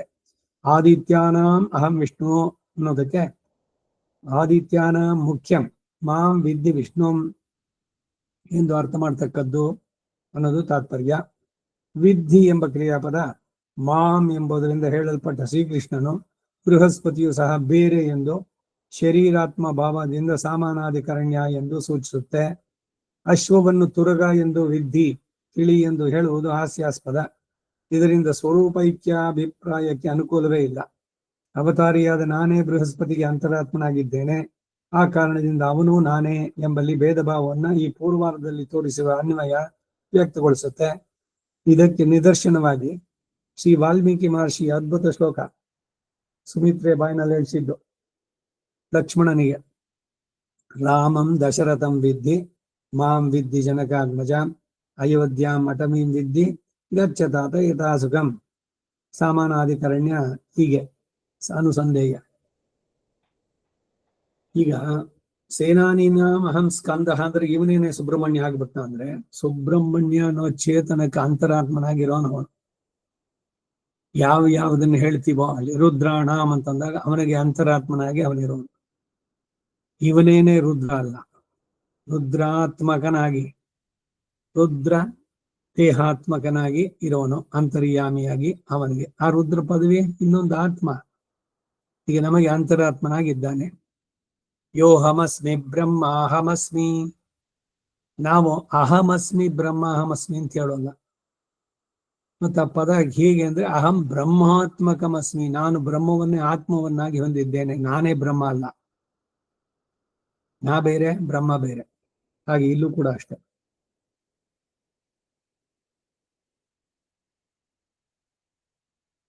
ಮುಂದಿನ ಶ್ಲೋಕ 25. ಮಹರ್ಷೀಣಾಂ ಭೃಗುರಹಂ ಕಿರಾಮಸ್ಮ್ಯೇಕಮಕ್ಷರಂ ಯಜ್ಞಾನಾಂ ಜಪಯಜ್ಞೋಸ್ಮಿ ಸ್ಥಾವರಾಣಾಂ ಹಿಮಾಲಯಃ. ಮಹರ್ಷೀಣಾಂ, ಮಹಾನುಭಾವರಾದ ಸರ್ವ ಋಷಿಗಣಗಳ ಮಧ್ಯದಲ್ಲಿ ಅಥವಾ ಸಪ್ತರ್ಷಿಗಳಲ್ಲಿ ಭೃಗುರಹಂ, ತುಂಬಾ ಪ್ರಾಜ್ಞರಾದ ಭೃಗು ಮಹರ್ಷಿಯೋ ನಾನೇ. ಪರತತ್ವ ನಿರ್ಣಯವನ್ನು ಮಾಡಿದ ಭೃಗು ಮಹರ್ಷಿ ನಾನೇ. ಆತನಿಗೂ ಆತ್ಮವಾಗಿ ಆತನಿಗೆ ಮಹಾತ್ಮೆಯನ್ನು ಉಂಟು ಮಾಡಿದವನು ನಾನೇ ಎನ್ನೋ ಭಾವ. ಈ ಭೃಗು ಕಥೆ ಎಲ್ಲರಿಗೂ ಗೊತ್ತಿದೆ. ಎಲ್ಲ ದೇವತೆಗಳು ಸೇರಿ ಯಾರು ಬ್ರಹ್ಮನೋ ರುದ್ರನೋ ಯಾರು ಸುಪ್ರೀಂ ಅನ್ನೋದನ್ನ ನಿರ್ಧಾರ ಮಾಡೋದಕ್ಕೆ ಈ ಭೃಗುಗೆ ವಹಿಸಿದ್ರು. ಇವನ್ನ ನಾನು ನೋಡ್ಕೊಂಡ್ಬರ್ತೀನಿ ಅಂತ ಹೋದ. ಬ್ರಹ್ಮಲೋಕಕ್ಕೆ ಹೋದ. ಬ್ರಹ್ಮ ಸರಸ್ವತಿ ಜೊತೆನಲ್ಲಿದ್ದ. ಇವನನ್ನು ಆಧರಿಸಲಿಲ್ಲ. ಕೋಪ ಬಂತು ನಿನಗೆ ಭೂಲೋಕದಲ್ಲಿ ಪೂಜೆನೆ ಬೇಡ ಅಂದ. ಶಿವನಿಗೆ ಕೈಲಾಸಕ್ಕೆ ಹೋದ. ಅವನು ಇವನ ಗಮನಿಸ್ಲಿಲ್ಲ. ಅವನಿಗೂ ಒಂದು ಶಾಪವನ್ನು ಕೊಟ್ಟ. ಕಡೆಗೆ ವೈಕುಂಠಕ್ಕೆ ಬಂದ. ಅಲ್ಲಿ ಲಕ್ಷ್ಮಿ ಕಾಲ್ವತ್ತಾ ಇದ್ಲು. ಇವನಿಗೆ ಎರಡು ಕಡೆನೂ ಇವನಿಗೆ ಸಿಗಲಿಲ್ಲಲ್ಲ. ಜೊತೆಗೆ ಇವನು ರೆಪ್ರೆಸೆಂಟೇಟಿವ್ ದೇವತೆಗಳಿಂದ. ಅದು ಬೇರೆ ತಲೆ ತಿರುಗಿತ್ತು ಭೃಗುಗೆ. ಸೀದಾ ಹೋಗಿ ಅವನು ಮಲ್ಕೊಂಡಿದ್ದ, ಅವನು ಎದೆ ಒದ್ದ ಇವನು ಭೃಗು. ತಕ್ಷಣ ಶ್ರೀಮನ್ನಾರಾಯಣ ವೈಕುಂಠನಾಥ ಎದ್ದು, ಅಯ್ಯೋ ಋಷಿಗಳೇ, ನಿಮ್ ಕಾಲಿಗೆ ಎಷ್ಟು ನೋವಾಯ್ತು ಅಂತ ಅಂದ್ಬಿಟ್ಟೆಲ್ಲ. ಲಕ್ಷ್ಮಿ ನೋಡ್ತಾ ಗೊತ್ತಿದ್ದು, ನಾನಿರೋ ಜಾಗ, ಅದಕ್ಕೆ ಅವನು ಓದಿದ್ರೆ ಅವ್ರಿಗೆ ಕಾಲು ನೋವಾಯ್ತು ಅಂತ ಅಂದ್ಬಿಟ್ಟು ಹೇಳ್ತಾ ಇದೆಯಲ್ಲ, ನಿನ್ ಬಿಟ್ಟು ನಾ ಹೋಗ್ತೀನಿ ಅಂತ ಅವಳು ಕ್ಷೀರಾಬ್ದಿಗೆ ಬಂದ್ಬಿಟ್ಲು. ವೆಂಕಟೇಶ್ ಮಹಾತ್ಮ ಕಥೆ ಹೋಗಿ ಇವನು ಕಾಲನ್ನ ಒತ್ತಾ, ಅವನ ಕಾಲ್ನಲ್ಲಿ ಒಂದ್ ಕಣ್ಣಿತ್ತು, ಅದನ್ನ ಕಿತ್ತಾಗಲ. ಯಾವುದೇ ಚೇತನಗಳನ್ನು ನೋಡಿ ಈ ಅಹಂಕಾರ ನಾನು ಅನ್ನೋದು ಎಲ್ಲೆಲ್ಲೋ ತಾಂಡವಾಡೋದು ಹಿಂಗೇನೆ. ಯಾರು ತಪ್ಪಲಿಲ್ಲ, ಯಾರು ಎಡವಲಿಲ್ಲ ಅಂತ. ಇದಕ್ಕೆ ಅವರು ಇವರು ಅಂತಲ್ಲ, ಎಲ್ರೂ ಮಣ್ಮುಕ್ಕಿದ್ದೇನೆ. ಇಂದ್ರನ ಬಗ್ಗೆ ಎಷ್ಟು ಬೇಕು ಕತೆಗಳು. ಹೀಗೆ ಒಂದೊಂದು ಕಡೆನು. ನಿತ್ಯ ಸೂರ್ಯಕ್ಕೆ ಸೇರಿದವನು ಗರುಡ, ಅವನಿಗೂ ಅಹಂಕಾರ ಬಂತು. ಇದೆಲ್ಲ ಗರುಡ ಪಂಚಾಶತ್ತು ಆ ಉಲ್ಲೇಖದಲ್ಲಿ ಬರುತ್ತೆ, ಪ್ರತಿ ಒಂದರಲ್ಲೂ ಬರೋದು. ಸಾರಾಂಶ ಇಷ್ಟು, ಅವ್ರನ್ನ ಕೀಳೆ ಇವರೇನ್ ಮಹಾ ಅಂತ ಹೇಳೋದಕ್ಕಲ್ಲ, ಅವ್ರು ಮಾಡಿದ ಎಡವಟ್ಟು ತಪ್ಪನ್ನ ನಾವು ಮಾಡಬಾರ್ದು ಅನ್ನೋದಕ್ಕಾಗಿ ಈ ಸಂದೇಶಗಳು ಕಥೆಗಳಲ್ಲಿ ಬರುವಂತ ಬಹಳ ಎಚ್ಚರದಿಂದ ಇರಬೇಕು ಅನ್ನೋದಕ್ಕೆ. ಭೃಗು ಅವನಿಗೆ ಆತ್ಮನಾಗಿ ಮಾಡವ ನಾನೇನೆ. ಅದಕ್ಕೆ ಅವಳಿಗೆ ಭಾರ್ಗವಿ ಅಂತ ಹೆಸರು. ಭೃಗು ವಂಶದಲ್ಲಿ ಜನಿಸಿದವಳು. ಮುಂದಕ್ಕೆ ದೇವರ್ಷಿ ನಾಂಚ ನಾರದ ಅಂತ ಮುಂದಿನ ಶ್ಲೋಕದಲ್ಲಿ ಹೇಳೋದ್ರಿಂದ ಅವರುಗಳನ್ನ ವ್ಯಾವರ್ತಿಸಿ ಇಹಲೋಕ ಮಹರ್ಷಿಗಳು ಹೇಳಲ್ಪಟ್ರು ಅಂತ ಬಳಸ್ತಿಕ್ಕೋದು. ದೇವರ್ಷಿ ಭೃಗು ಮಹರ್ಷಿಗೆ ಪ್ರಾಶಸ್ತ್ಯ ಹೇಗೆ ಅಂದ್ರೆ, ಮೋಕ್ಷ ಧರ್ಮ 180ನೇ ಅಧ್ಯಾಯದಲ್ಲಿ ಅದು ವಿದಿತ. ಎಲ್ಲ ಮಹರ್ಷಿಗಳು ಹೇಳಿ ಒಟ್ಟಿಗೆ ಸೇರಿ ಮಾಡಿದ ಸದಸ್ಸಿನಲ್ಲಿ ಪರತತ್ವ ಯಾರು ಅನ್ನೋ ನಿರ್ಣಯ ಆಗಬೇಕು ಅಂತ ಉದ್ದೇಶಿಸಿ ಈಗ ತನ್ನ ಕತೆ ಹೇಳಿದೆ ನಾನು. ಭೃಗು ಮಹರ್ಷಿಯನ್ನ ಸಭಾಧ್ಯಕ್ಷರನ್ನಾಗಿ ಮಾಡಿ ಅವರು ನಿರ್ಣಯ ಮಾಡತಕ್ಕದ್ದು ಅಂತ ಒಪ್ಪಿದ್ರು. ಅವರು ಚತುರ್ಮುಖ ಬ್ರಹ್ಮನಲ್ಲಿ ರಾಜಸ ಗುಣ, ರುದ್ರನಲ್ಲಿ ತಾಮಸ ಗುಣದ ಉತ್ಕರ್ಷ ನೋಡಿ ಮಹಾವಿಷ್ಣುವನ್ನ ಶುದ್ಧ ಸತ್ವೋದ್ರೇಕವನ್ನು ಕಂಡು ಸಭೆಯಲ್ಲಿ ಹೇಳಿರೋದೇನು ಅಂದ್ರೆ, ನಾರಾಯಣೋ ಜಗನ್ಮೂರ್ತಿ ಅಂತರಾತ್ಮ ಸನಾತನಃ ಕೂಟಸ್ಥೋಕ್ಷರ ಅವ್ಯಕ್ತೋ ನಿರ್ಲೇಪೋ ವ್ಯಾಪಕ ಪ್ರಭು. ವಿಷ್ಣು ಪುರಾಣದ ಕಥೆ ಇದೆ ಉಲ್ಲೇಖ ಅಂತ ಹೇಳಿ ಶ್ರೀ ನಾರಾಯಣ ಅನುವಾಕದಲ್ಲಿ ದೇವೋ ಏಕೋ ನಾರಾಯಣ ಎಂದು ಮತ್ತೆ ನಾರಾಯಣಂ ಪರಂ ಬ್ರಹ್ಮತತ್ವಂ ನಾರಾಯಣ ಪರಹ ಅಂತ ಪುರುಷದಲ್ಲಿ ಹೀಗೆ ಪರತತ್ವ ನಿರ್ಣಯವನ್ನ ಸ್ಥಾಪಿಸಿದ್ದರಿಂದ ಭೃಗು ಮಹರ್ಷಿಗೆ ಪ್ರಾಶಸ್ತ್ಯ. ಪೆರಿಯಾಳ್ವಾರ್ಗೂ ಇದೇನೆ. ಅವರು ಪರತತ್ವವನ್ನು ಸ್ಥಾಪಿಸೋದಕ್ಕೆ ಅಲ್ಲಿ ಪಾಂಡಿಯನ್ ಕೊಂಡಾಡ ಭಟ್ಟರ ಪಿರಾನ್ ವಂದಾನೆನ್ನೆ ಇಂಡಿಯ ಶಂಗಮಿಳತ್ತೂದ ಅದ್ರಲ್ಲಿ ಹೇಳ್ಬೇಕಾದ್ರೆ ತನ್ನ ಭಕ್ತ ಪರತತ್ವದ ಬಗ್ಗೆ ನಿರ್ಣಯವನ್ನ ವೇದದ ಆಧಾರ ಜೊತೆಗೆ ನಿರ್ಣಯಿಸಿ ತಾನಾಗೆ ಕಟ್ಟಿದ ಗಂಟು ಅದು ಬಹುಮಾನಕ್ಕಾಗಿ ಕಿಳಿ ಅರುತ್ತಾನ್ ಅದಾಗಿ ಬಿತ್ತು. ಎಲ್ಲರೂ ಒಪ್ಕೊಂಡ್ರು ವಿಷ್ಣುವೇ ಪರತತ್ವ ಅಂತ ಅಂದ್ಬಿಟ್ಟು. ರಾಜನಿಗೆ ಸಂತೋಷ ಆಯಿತು. ಆನೆ ಮೇಲೆ ಕೂರಿಸ್ಬಿಟ್ಟು ಮಧುರೆಯಲ್ಲಿ 4 ವೀಡಿಗಳಲ್ಲೂ ರಾಜಬೀದಿಯಲ್ಲಿ ಉತ್ಸವ, ಇವರಿಗೆ ಸನ್ಮಾನ, ಇದೆಲ್ಲ. ಇದನ್ನ ನೋಡಕ್ಕೆ ಸಾಕ್ಷಾತ್ತಾಗಿ ಭಗವಂತ ಗರುಡಾರೂಢನಾಗಿ ಬಂದ. ಅವನ್ ನೋಡಿ ಇವರು ಆನೆಯಿಂದ ಕೆಳಗೆ ಧುಮುಕಿ ಕಟ್ಟಿದ ಗಂಟೆನ ಆನೆ ಕಟ್ಟಿದ ಗಂಟೆನೆ ಆಡಿಸಿ ಪಲ್ಲಾಂಡ ಪಲ್ಲಾಂಡ ಪಲ್ಲ ಇರತ್ತ ಅಂಡೆ ಕಥೆ ಎಲ್ಲ ನಿಮಗೆ ಗೊತ್ತಿದೆ. ಭಗವಂತನಿಗೆ ಮಂಗಳಾಶಾಸನ ಮಾಡಿದ್ರು, ಆಶೀರ್ವಾದ. ಮಗಳು ಸಾಕು ಮಗಳು ಗೋದಾದೇವಿಯನ್ನು ಮಾಡಿಕೊಟ್ರು. ಅದಕ್ಕಾಗಿ ಇವರು ಪೆರಿಯಾಳ್ವಾರ್. ಶ್ವಶುರ ಮಾಮರ ವಂದ್ಯಂ ರಂಗನಾಥಸ್ಯ ಸಾಕ್ಷಾತ್ ದ್ವಿಜಕುಲ ತಿಲಕಂ ತಂ ವಿಷ್ಣು ಚಿತ್ತಂ ನಮಾಮಿ ಅಂತಂದಂಗೆ. ಹೀಗೆ ಪೆರಿಯಾಳ್ವಾರ್ಗೆ ಹಿರಿಮೆಯನ್ನ ಅವರು ಪೆರಿಯಾಳ್ವಾರ್ ಅನ್ನೋ ಹೆಸರು ಬಂದು ಕೊಡ್ಸಿದ್ಯಾರೋ ಭಗವಂತನೇ. ಹಾಗೆ ಭೃಗು ಮಹರ್ಷಿಗೆ ಪ್ರಾಶಸ್ತ್ಯ.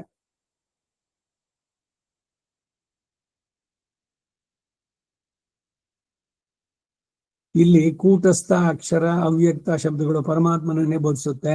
ಆದರೆ ಇದೇ ಗೀತೆಯಲ್ಲಿಯೇ ಈ ವಿಶೇಷಣಗಳು ಪ್ರಕೃತಿ ವಿಯುಕ್ತ ದಶೆಯಲ್ಲಿ, ಪ್ರಕೃತಿ ವಿಯುಕ್ತವಾದದ್ದು ಅಂದ್ರೆ ಅಪ್ರಾಕೃತವಾದದ್ದು, ವೈಕುಂಠ, ಅಲ್ಲಿ ಹೇಳ್ಬೇಕಾದ್ರೂ ಜೀವಾತ್ಮನಿಗೆ ಸಲ್ಲುತ್ತೆ. ಆದ್ದರಿಂದ ಜೀವಾತ್ಮನಿಗೂ ಪ್ರಯೋಗಿಸಲ್ಪಟ್ಟಿದೆ.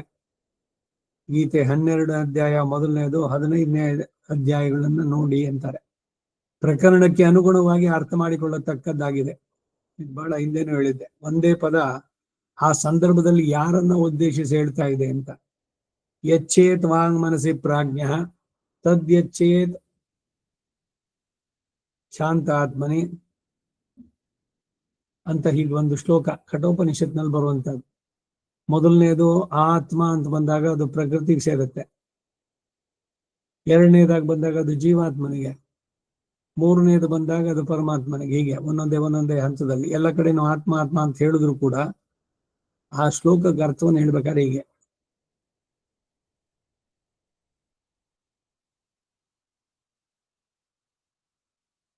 ಎರಡು ಕಡೆಯಲ್ಲಿ ಒಂದೇ ಅರ್ಥ ಎನ್ನುವ ಭ್ರಮೆ ಬೇಡ ಅನ್ನೋದಕ್ಕೆ ಹೇಳ್ತಾ ಇದ್ದಾರೆ. ಗೀರಾಮ್ ವ್ಯವಹರಿಸುವ ಮಾತುಗಳಲ್ಲಿ ಏಕಂ ಅಕ್ಷರಂ, ಒಂದೇ ಅಕ್ಷರವಾಗಿರುವ ಓಂ ಎಂಬ ಪ್ರಣವ ನಾನಾಗಿದ್ದೇನೆ.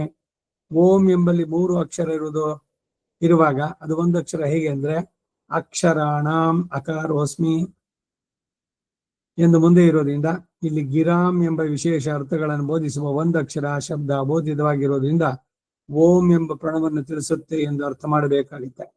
ಆದರೆ ಒಂದಕ್ಷರ ಎಂಬ ಪ್ರಯೋಗ ಶಾಸ್ತ್ರದಲ್ಲಿ ಉಂಟು. ಅಂದ್ರೆ ಓಮಿತ್ಯೇಕಾಕ್ಷರಂ ಬ್ರಹ್ಮ ವ್ಯಾಹರನ್ ಮಾಮನುಸ್ಮರನ್ ಅಂತ ಪ್ರಮಾಣ ಇದೆ. 8ನೇ ಅಧ್ಯಾಯ 13ನೇ ಶ್ಲೋಕ. ನಾರಾಯಣನ ವಾಕ್ಯದಲ್ಲಿ ಓಮಿತ್ಯೇಕಾಕ್ಷರಂ ನಮ ಇತಿ 2 ಅಕ್ಷರೇ ನಾರಾಯಣ ಏತಿ ಪಂಚ ಅಕ್ಷರಾಣಿ. 8 ಅಕ್ಷರಗಳು ಹೇಗೆ ಅಂತ ಲೆಕ್ಕ ಮಾಡ್ಬೇಕಾದ್ರೆ ಓಂ ಅನ್ನೋದು 1 ಅಕ್ಷರ, ನಮಃ ಅನ್ನೋದು 2 ಅಕ್ಷರ, ನಾರಾಯಣ ಅನ್ನೋದು 5, 5 2 7 1 8 ಅಷ್ಟಾಕ್ಷರಿ. ಯಜ್ಞಾನ ಯಜ್ಞಗಳಲ್ಲಿ ಜಪ ಯಜ್ಞೋಸ್ಮಿ, ಸ್ವರ್ಗಾದಿ ಭೋಗಗಳ ಸಾಧಕಗಳಿಗೆ ಅಲ್ಲದೆ ಮೋಕ್ಷ ಪ್ರಾಪ್ತಿಗೆ ಹೇತುವಾಗಿ ಉತ್ಕೃಷ್ಟವಾದ ಮೂಲ ಮಂತ್ರ ದ್ವಯ ಚರ್ಮ ಶ್ಲೋಕ 12 ಅಕ್ಷರ ಷಡಕ್ಷರಾದಿ ಜಪಯಜ್ಞ ನಾನಾಗಿರ್ತೇನೆ ಅಂತಾರೆ. ಜಪ ಅನ್ನೋ ಪದ ಬಂದಾಗ ಏನು ಜಪ ಅಂತಂದ್ರೆ 2 ಕಿವಿಗೆ ಬಿಟ್ಟು 3ನೇ ಕಿವಿಗೆ ಕೇಳಿಸ್ಬಾರ್ದು. ಇವರು ತುಟಿ ಆಡ್ಸೋದು ಮಾತ್ರ ಕೇಳಿಸ್ಬೇಕು. ಉಪಾಂಶು ಅಂತ ಹೆಸರು. ಹಾಗೆ ಮಾಡೋದು ಜಪವಾಗುತ್ತೆ. ನೀವು ಜೋರಾಗಿ ಹೇಳಿದ್ರೆ ಅದು ಜಪ ಅಲ್ಲ. ವಿಷ್ಣು ಸಹಸ್ರನಾಮ MS ಸುಬ್ಬಲಕ್ಷ್ಮಿ ಆಡಿದ್ದು ಎಲ್ಲರೂ ಕೇಳಿದ್ದು, ಸರಿ, ಸಂತೋಷ. ಅದರಲ್ಲಿ ವಿಷ್ಣು ಸಹಸ್ರನಾಮ ಜಪೇ ವಿನಿಯೋಗ ಅಂತಾರೆ, ತಪ್ಪೋದು ಪ್ರಯೋಗ. ವಿಷ್ಣು ಸಹಸ್ರನಾಮ ಜಪವಾದ್ರೆ ಅದು ಉಪದೇಶ ತಗೊಂಡು ಅಂಗನ್ಯಾಸ ಕರನ್ಯಾಸ ಮಾಡಿಕೊಂಡು 2 ಕಿವಿ ಬಿಟ್ಟು 3ನೇ ಕಿವಿಗೆ ತಲುಪಲೇಬಾರದು. ಅದು ನಾನು ಇಷ್ಟು ಜಪ ಮಾಡ್ತಾ ಇದ್ದೀನಿ ದಿನಾಗ್ಲು ಅಂತ ಹೇಳಿದ್ರೆ ಜಪದ ಹಿರಿಮೆನೆ ಹೊರಟೋಗುತ್ತೆ. ಕೀರ್ತನಾಥ್ ಅಂತ ಹೇಳ್ತಾರೆ, ಅದರ ಫಲ ನಾಶವಾಗತ್ತೆ ಅಂತ.